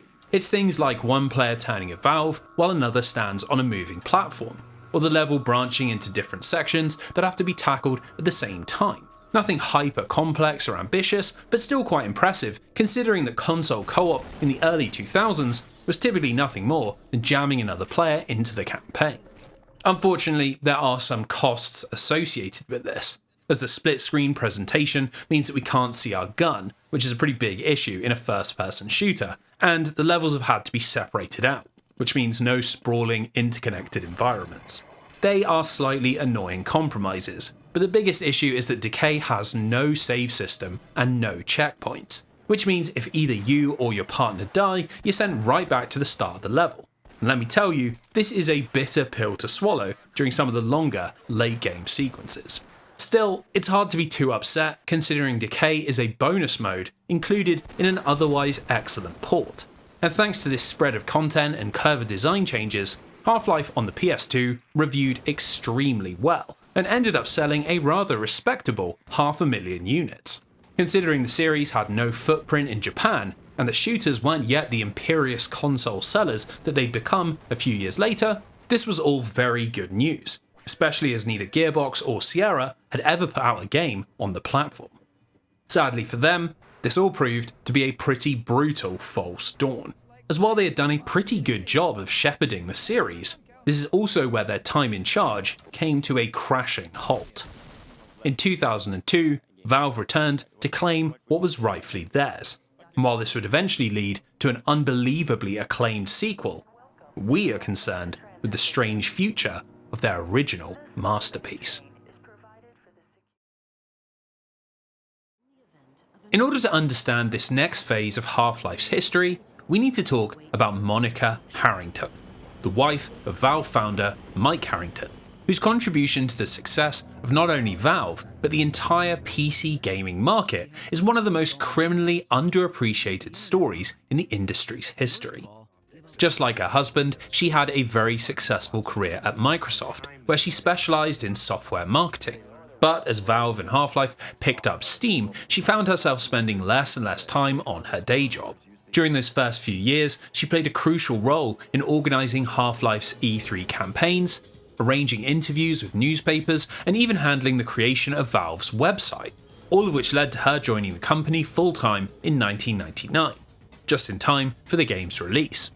Now you might think that would mean there wasn't much work left for a marketing expert, but actually she was critical to the future direction of the company thanks to 2 meetings with Sierra where she completely outmaneuvered Valve's publisher. The first happened in 2000, when Sierra informed them that they would be pulling funding from Half-Life's marketing in order to pursue other ventures, something which the team couldn't believe as they had just won a slew of industry awards. So Monica replied with an ultimatum. Sierra would continue to fund Half-Life's advertising and release an all-new Game of the Year edition, or she would go to the video game press and tell everyone about how their new favourite studio were being held back by their publisher, who apparently cared more about PGA golf and NASCAR. This showed that Harrington was not someone to mess with, and incredibly, Sierra caved. And within 6 months, Half-Life Game of the Year edition was being sold in every major retailer, which continued to drive sales and began the trend of very successful games getting re-releases that came packaged with additional content. The thing is, Monica Harrington didn't stop there, as in 2002 she moved on to Valve and Sierra's publishing agreement, which had been signed before she joined the company and was not at all to her liking. If you remember, not only did the deal give Sierra full control of the Half-Life IP, which had led to the various Gearbox-developed spin-offs, but it also gave the publisher 80% of the profits of the next 3 Valve-produced games, a contract signed in absolute desperation and clearly at odds with where the studio wanted to go next. So with the blessing of the owners, Harrington concocted a master plan to get back the Half-Life IP, and in the process, she changed the face of the PC gaming industry. The first step was to arrange a meeting with a fast-growing Seattle-based company called Amazon, to whom she proposed a Valve-developed online entertainment platform, where customers could buy games digitally, a prospect that was very appealing thanks to the team's background in software development and their clear eye for a good video game. Considering something like this had never been done before, it was a huge gamble. But a few weeks later, a case of champagne arrived at Valve's headquarters, along with an offer to buy a minority stake in the company and make Harrington's idea work. Armed with this, she marched back into the Sierra offices and told a room full of stunned faces that they could either hand over the Half-Life IP and renegotiate their contract, or Valve would sign the deal with Amazon and never produce another game. It was a masterclass in business manipulation, and terrified at the prospect of losing their most successful partnership, Sierra had no other option but to accept, which led to Valve not only taking control of the entire Half-Life franchise, but retaining the concept of an online gaming platform, which Amazon abandoned without their involvement. This would lead to the creation of not only Half-Life 2, one of the most influential and successful games of all time, but the launch of Steam, a digital front for PC games that would eventually become the entire marketplace. A platform that would catapult Valve from a highly regarded developer to one of the wealthiest tech companies on the planet. The simple fact is that without Monica Harrington's cutthroat brilliance, none of this would have ever happened. And while she never designed a single polygon and never wrote a word of dialogue, her contributions to the story of both Half-Life and Valve cannot be underestimated. It was thanks to her that Valve were back in the driving seat, and it is in this newfound position of authority that we find the next incarnation of Half-Life 1. If you remember, rather than jumping straight into a sequel, the studio had set about creating their own engine, Source, which would be the basis for everything they made for the next 15 years, and importantly, would be what their legion of mod-obsessed fans would use moving forwards. This meant that it was extremely important that Source was compatible with everything made in their old customized Quake engine. So in order to test that this was possible, the team decided to port both Counter-Strike and Half-Life into the finished version. Luckily for them, the two were completely compatible, but this little experiment soon took on a life of its own, as in 2004, someone had the bright idea to offer these ported versions with any purchase of Half-Life 2. The problem with this was that Half-Life Source, as this version became known, wasn't ever intended to be a proper commercial product, and when it emerged into the wild, it was clear that the port wasn't really up to Valve's normal high standards. On paper, it sounds like an interesting proposition, as the new engine allowed for much more realistic water, proper lighting with reactive shadows, and most impressively, a full physics system, where enemies and allies would react believably to explosions, and you could pick up and move items in the environment. As Half-Life Source was either included with Half-Life 2 or available separately for just $10, it should have been a no-brainer. But the game was blighted by a lack of polish and a ton of very noticeable bugs. There were moments where the skyboxes would clip through the level geometry. NPC AI was largely broken and would result in all sorts of weird non-interactions. Models would sometimes float in the air for no discernible reason. The sound effects were completely messed up, and worst of all, the much touted lighting system caused a ton of textures to end up with this ridiculous looking shiny effect. As Valve had cynically advertised Half-Life Source as a full remake, a lot of fans were left feeling very let down. And to this day, you'd be hard pushed to find anyone who recommends playing Source over the original. Now, it is in this disappointment that we find the next stage of Half-Life 1's story, as while some fans set about creating fixes and patches for Half-Life Source, others felt that they could go one better and deliver what Valve had failed to produce. Within just a few months, two different Half-Life 1 remake projects emerged out of the game's modding scene: Leak Free and Half-Life Source Overhaul. But after realising that they were both working towards the same goal, the teams decided to merge and became the Crowbar Collective. Their aim was to faithfully reproduce the entirety of Half-Life 1 in the Source engine, but rather than just porting the game as Valve had done, they would give the 1998 classic the true facelift that they felt it deserved: a top-to-bottom remake called Black Mesa. Now, at first, progress was slow, largely because the team was based all over the world, were working on the mod in their spare time, and had to deal with people constantly dropping in and out of the team, all of which meant that things didn't really start moving until 2008, when Crowbar were able to release their first trailer. This helped drum up quite a bit of excitement, but it still took another 4 years before the mod was ready to go public, and even then, it wasn't the full game, as Black Mesa initially launched with just the level set on Earth, ending as Gordon arrived at the Lambda Core and jumped into the portal to Xen. According to project lead Adam Engels, this was done because the team felt if they were going to do a proper Half-Life remake, the Xen levels needed to be totally redesigned. Not just because the original version was so half-baked, but because Crowbar felt it had the potential to be so much better. It was a very ambitious move for a mod that had already taken 8 years to produce something playable. But in November of 2013, something incredible happened. Rather than the typical IP holder response to these sorts of projects, it turned out that Valve loved what Crowbar were doing and got in contact with the team about turning the mod into a proper commercial product. Now, Valve had a long history of doing things like this, as we've already discussed with Team Fortress and Counter-Strike, but they'd ramped it up since becoming the masters of their own destiny, publishing both Left 4 Dead and Portal in 2008, two highly acclaimed games that had begun life as Half-Life mods.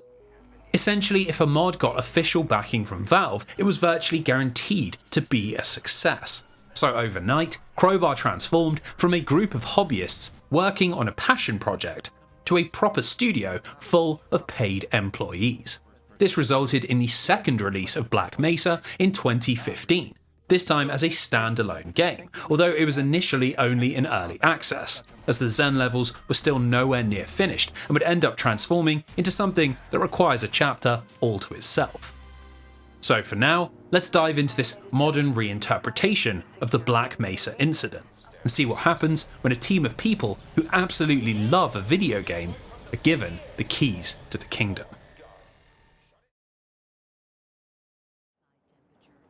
When talking about Black Mesa, you have to start with the way it looks, as this is the most notable difference between Crowbar's shiny modern remake and the blocky artistry of Valve's 1998 original.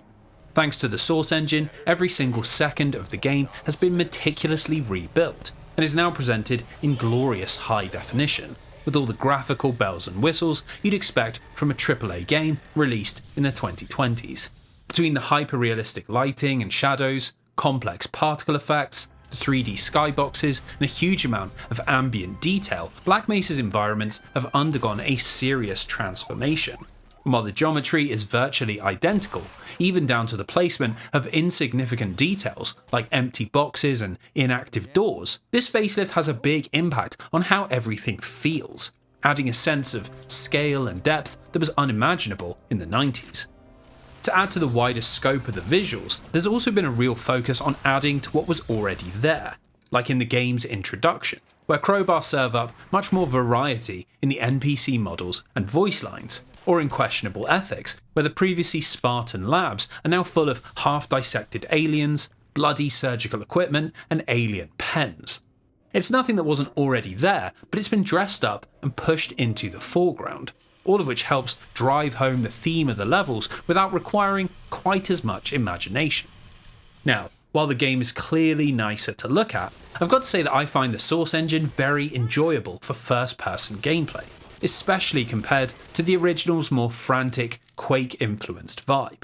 Weapons and movement now have much more weight, which adds a lot of intensity to firefights even though they are slower paced. And paired with the engine's ragdoll physics, things like headshots or close-range shotgun blasts or grenade explosions all pack a much harder punch.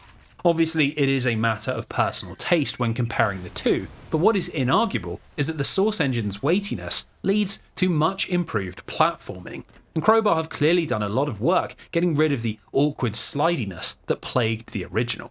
It means that even though levels like residue processing and lambda core are largely unchanged, they are substantially less frustrating because you feel more in control of where you're going to land. It means you don't have to be quite as obsessive about quick saving. While these changes are largely as a result of the shift to a modern engine, Black Mesa is also full of a lot more thoughtful design changes, as Valve gave Crowbar full creative license to straighten out some of Half-Life's less successful ideas. For example, in the original version of Surface Tension, there's a short sequence where you have to pick your way across a handful of minefields, but the only way to know where they are is to throw out a grenade or a snark and hope to trigger them so you can cross safely. If you run out of either of these, you're pretty much stuck, and it can be a bit of a progress trap if you don't know this sequence is coming. In Black Mesa, the minefields are still in exactly the same places, but now the mines have little visible plugs, and you can use any of your guns to clear them out, which preserves Valve's original idea without locking the player into a single solution. In other ways, the changes are more about convenience, like in Power Up, where the original required you to go back and forth between an electric tram and a control room in order to move it into place. A pointless piece of busywork that added nothing to the level, but which in Black Mesa has been removed thanks to a helpful guard. To be honest, there are so many of these subtle improvements that it would be impossible to list them all, but it's clear that Crowbar knew the original inside out, and were able to smooth out these moments of friction while never stepping too far away from being familiar. Now that being said, in certain places there has been some heavy-duty surgery, especially when it comes to the creatures from Zen, which I think have been dramatically improved. Headcrab zombies can now be set on fire and can use objects in the world as missiles. Two ideas ripped straight out of Half-Life 2, but which fit seamlessly into Black Mesa, and add a much-needed dose of variety to an enemy that otherwise didn't really do much. Along with this, hound eyes now attack in much bigger packs, triggering this disorientating effect with their scream, and the bull squids, which previously looked very threatening but which were pretty easy to kill, now attack with this big spread of acid that makes them much tougher to deal with. Personally, I think these are all great changes that keep the early game aliens feeling dangerous, and it means that Crowbar are able to incorporate them into the later levels without them feeling like cannon fodder, a move that adds even more variety to Half-Life's box of tricks. Now, along with this, there is another section that Crowbar felt needed special attention, and that is On a Rail, the notorious boring mid-game slump, which only the most fanatical of Half-Life purists would have wanted to see unchanged. In its new form, the level is much more linear, removing all the branching pathways, endless way stations and obstacle courses, and instead forcing you through a series of battles with the military that end with a massive shootout as you launch the Lambda team's satellite. From start to finish, the whole thing is now just 30 minutes long, and even though it's a huge departure from what Valve put together, I think it's a wise move to cut this much, and it does wonders for the overall flow of the game. So by this point, it probably sounds like Black Mesa is the definitive Half-Life 1 experience, but the truth is that it is not a perfect remake, and there are some strange design decisions that I think are big steps backwards. The first is the game's new soundtrack, which is markedly different to the one found in the original and is used in a very different way. Half-Life 1's soundtrack was very restrained, opting against dedicated level themes in favour of a more ambient approach, where the gameplay was framed against the sound of fans, machinery, and the Black Mesa PA system. There were songs in a few places, like when we first reached the surface, but the tunes had a kind of grungy electronic vibe, where they were sitting low in the mix and were just meant to add a touch of drama to a particularly notable moment. Black Mesa attempts to take this idea and incorporate it into more places, but thanks to the decision to go with a much more varied and prominent score, the music tends to overpower the scenes whenever it's used. When it works, the new music does add a lot to the experience, like the Doom-style thrashing guitars when we battle the military for the first time, but when it is bad, it is really bad. And if you can believe it, I actually had to turn it off during one particularly ear-piercing drum and bass loop that plays during the dam sequence.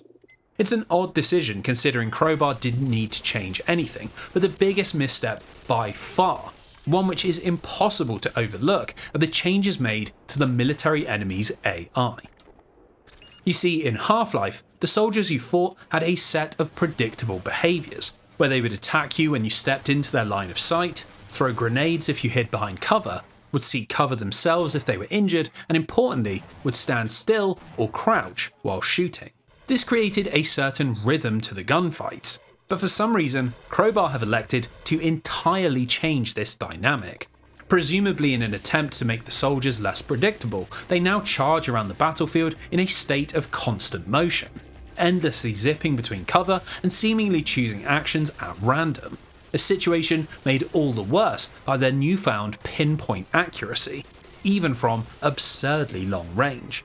Instead of feeling like Half-Life with an additional dose of chaos, Black Mesa feels more like a multiplayer match in Unreal Tournament, where you need to have split-second reflexes to emerge victorious, and long-range combat is almost entirely pointless.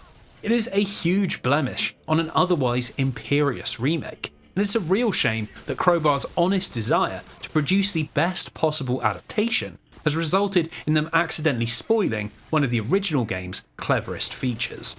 Now, that isn't to say Black Mesa isn't worth playing, and in fact, most of my complaints are pretty subjective, and could easily be overlooked if you're of a different disposition, which means that even from the most critical possible perspective, Valve's faith in Crowbar was very well placed.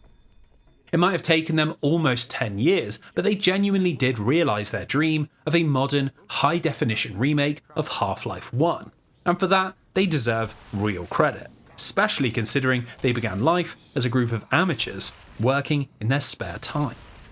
But here's the thing, when you sit down to play Black Mesa, you're not just getting a faithful recreation of Half-Life 1. And so it is here that we need to step through the final portal and into the wild world of Crowbar Collective's Zen.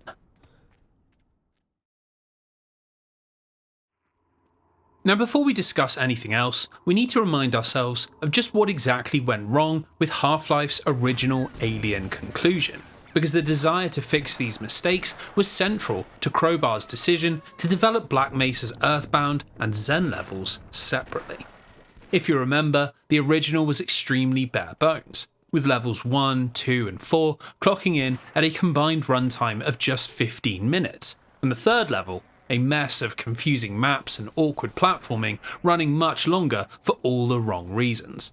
There was also a real lack of satisfying gameplay variety, as outside of the long jump, Zen doesn't introduce any fresh mechanics, and without the military to mix up the shooting, it simply repeats ideas that we'd already seen back on Earth. Also, without any of the human NPCs to interact with, there was virtually no story content, and it's only through theory crafting tiny details that fans were able to draw any conclusions at all.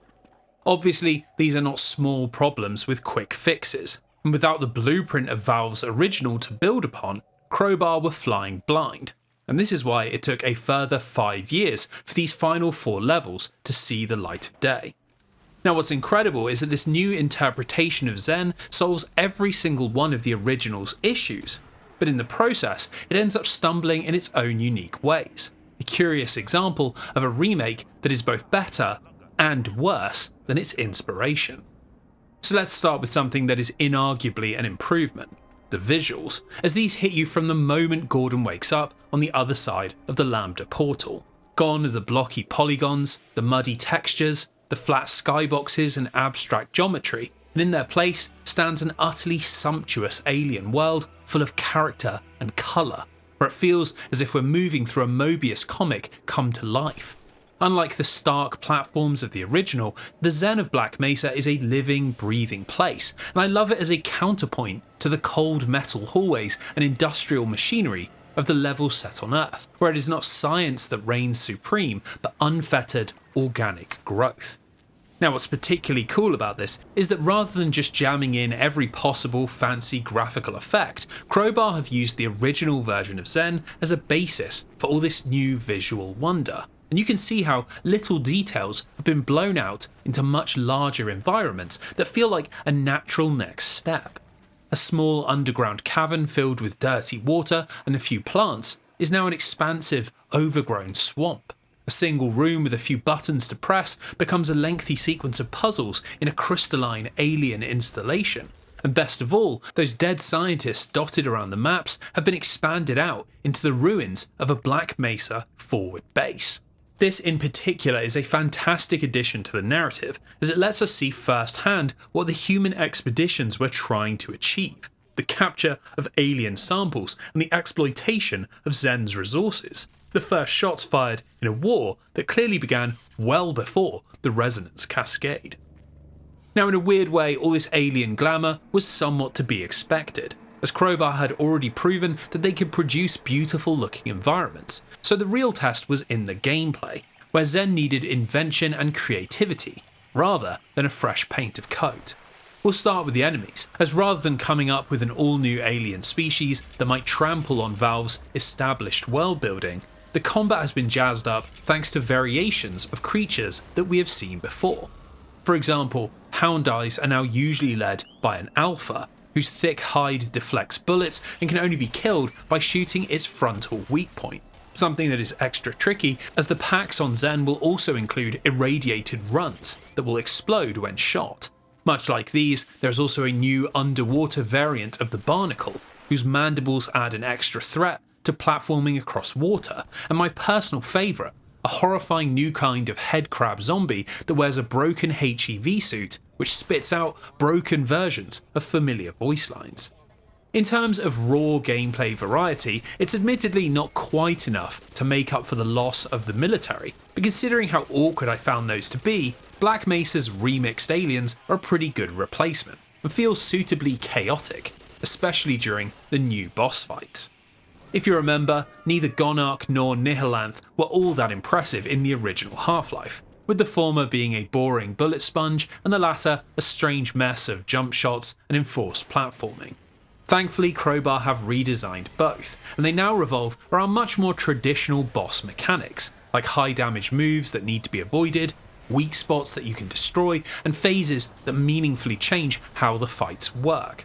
At the centre of this is the long jump module, which is still largely intended for platforming, but can now be used to long jump backwards or sideways, effectively becoming a dodge. A peculiar thing for a Half-Life game, but something that really does work in these more complex one-on-one fights.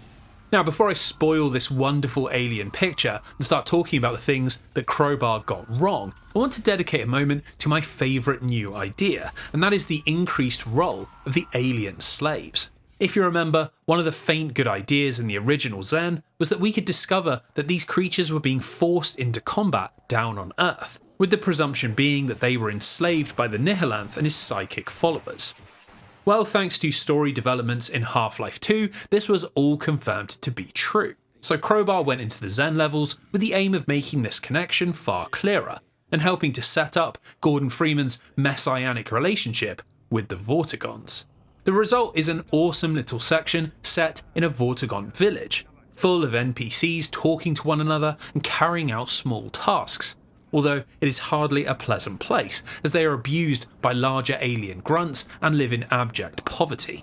Now, while the Vortigaunts are happy to leave us be, eventually Gordon's presence is discovered by the flying alien controllers, who have been redesigned so that now they take over the minds of nearby slaves. And this drives home that horrible idea that all of this warfare has been against their will. As we eventually defeat the Nihilanth, who in turn controls the flying aliens, it's now crystal clear that our actions free the Vortigaunts from bondage. And it means that when they eventually turn up in the sequel, praising the holy name of the free man, it all makes a lot more sense. Now, ironically, the end of the alien village is the perfect place to transition into Black Mesa's Zen-related issues, because it also marks the point where the remake becomes bogged down in some well-intentioned but ultimately misguided ideas. The most obvious place to start is that the Zen levels are substantially longer than anything found in the base game, with the two boss fights easily lasting a combined 45 minutes, and the opening sequence and the alien factory now taking nearly 2 hours apiece. This is a monstrous increase from what Valve served up in 1998, and unfortunately I'm not sure that any of the levels really justify this runtime, as while they are built on good ideas and beautiful visuals, Black Mesa's Zen has a serious problem with repetition. Part of this comes from the way the levels were developed, as in interviews with the team, you often hear them talk about the Valvean philosophy, which is a term they came up with to describe the way Valve were able to create complex levels that never broke your immersion. Essentially, it works like this. You arrive in a location and see a machine with 2 sets of wires laying nearby, so you plug them in and a door opens to the next room. In here, you see the same machine, but the wires are nowhere to be found. So you go looking for them, and after a short hunt, you're able to find what you need and repeat the process from the first room. It's effectively a way of tutorializing gameplay ideas while building towards more complex obstacles, and by layering in combat, puzzles and platforming, you can end up with very mechanically compelling levels that don't require any explanation. The trouble is that Crowbar have replicated this process a little too literally, and every single mechanic, from using the long jump to webs that need to be burnt away with fire, to deactivating shields that protect alien controllers, to machines that need to be rewired, and even riding on top of boxes in the factory, all religiously follow this method of level design. To be blunt, it results in a huge amount of repetition, where we're introduced to a mechanic and then do nothing but that for a good 20 minutes, which creates this really strange pacing, where you feel like a level should be coming to an end because its central gameplay idea has become exhausted, only for another to be introduced and for it to all keep going. Now obviously if you enjoy what you're doing, this doesn't have to be an issue, but the Zen levels aren't uniform in their quality, and when you get stuck with something less fun, you tend to be stuck there for quite a while. When plastered on top of all of the original ideas that Crowbar wanted to include, which often suffer from their own pacing issues, like the game's climactic lift ride, which takes 20 minutes to go from the bottom to the top, the whole experience of playing through Black Mesa's Zen can be a little exhausting. Like you're eating a delicious meal, but are forcing yourself to have a portion that's just far too big. It's a real shame because it looks and sounds incredible. It plays extremely well. Its underlying ideas are all very neatly designed, and it's clearly been made with real passion. But it's also painfully obvious that it was the first truly original thing that Crowbar had made.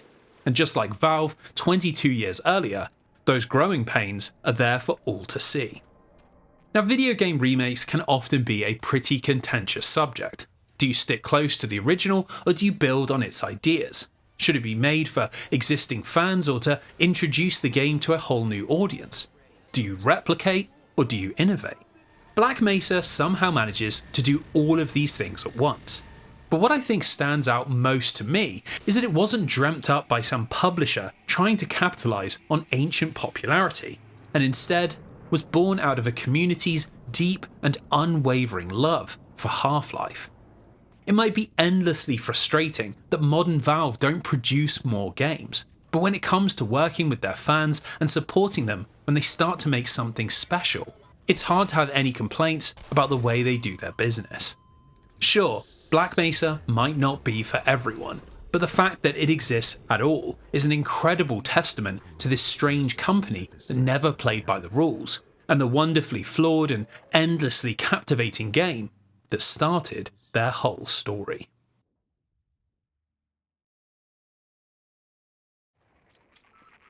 If you hadn't already noticed, this video is called The Game You Cannot Escape, and I want to round things off by exploring what this means.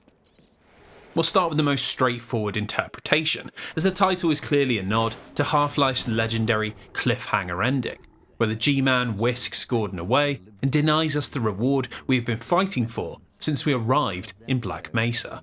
There is no happy ending, no riding off into the sunset to the cheers of the people you saved, just a black screen that tells you Gordon is awaiting his next assignment, a horrifying liminal prison which you are forced into accepting. In fact, it's very striking on subsequent replays that everything we do during the Black Mesa incident, from defending scientists and security officers, to fighting off the military and even defeating the Nihilants, well, it all has a rather hopeless overtone when you know what is coming. You might be in full control of Gordon Freeman, taking part in a story that gives you freedom on a level that had never been seen before, but ultimately, you cannot deviate from the path and cannot escape your fate. Now, I don't know if this was widespread, but within my group of friends, there existed this wonderful naive belief that there must be some hidden ending where Gordon is able to outsmart his abductor, maybe triggered by saving all the scientists or beating the game within a certain time limit. I look back on those heated debates with a lot of nostalgia because it shows how groundbreaking Half-Life really was. That a group of teenagers who loved clever video games and challenging stories simply couldn't accept that the game didn't let them win.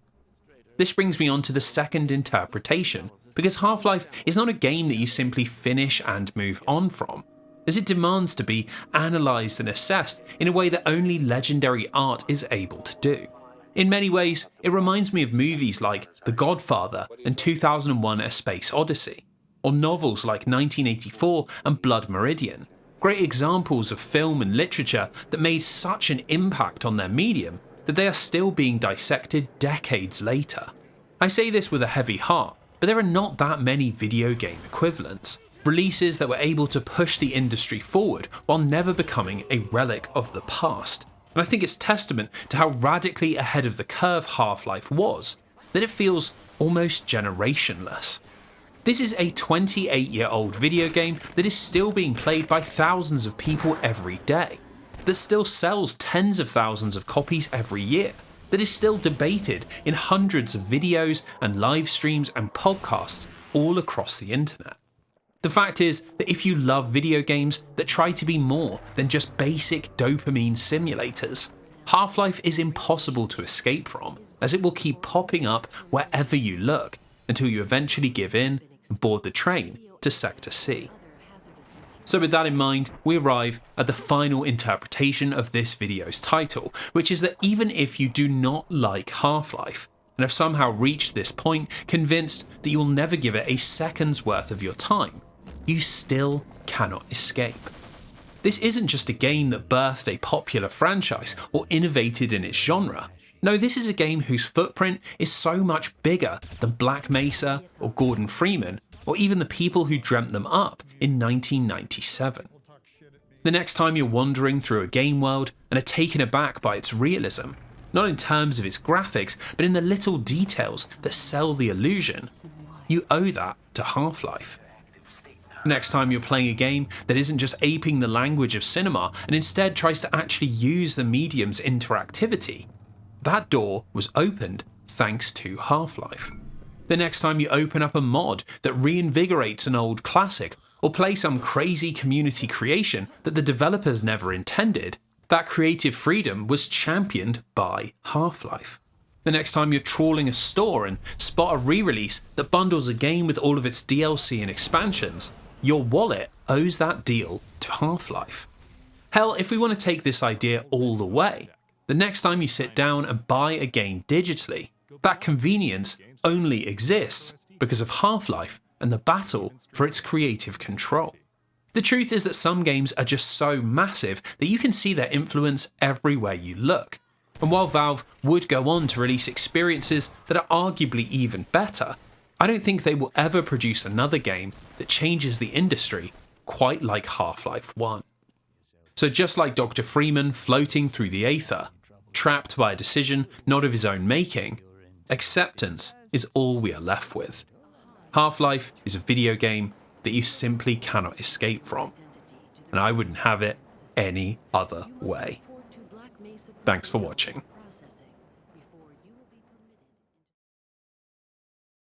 So with that, we arrive at the end of the video and our customary Patreon thanks and channel roundup. Obviously, we've got to start with the patrons, who deserve an extra dose of gratitude for keeping the channel ticking while I've been busy on this video, especially as it took a little longer than expected. My aim this year was to try and release something every 6 to 8 weeks, but between Christmas holidays, some ill health in my family, and a chunky Patreon exclusive, the schedule has managed to go out of whack before the end of February, which isn't exactly a great start. I'm going to try and get things back on track with the next video, so hopefully you shouldn't have to wait too long for your next dose of pointlessly detailed video game history, especially as we're going to be covering a game that I know like the back of my hand. Outside of the videos, my newfound post-Half-Life freedom means I'm going to once again revive the Twitch stream, and actually try to finish a game on stream for once. So if you want to hang out while I inevitably fail to live up to that promise, the link is down in the description. Otherwise, thanks for watching, thanks for supporting, and I'll see you all very soon.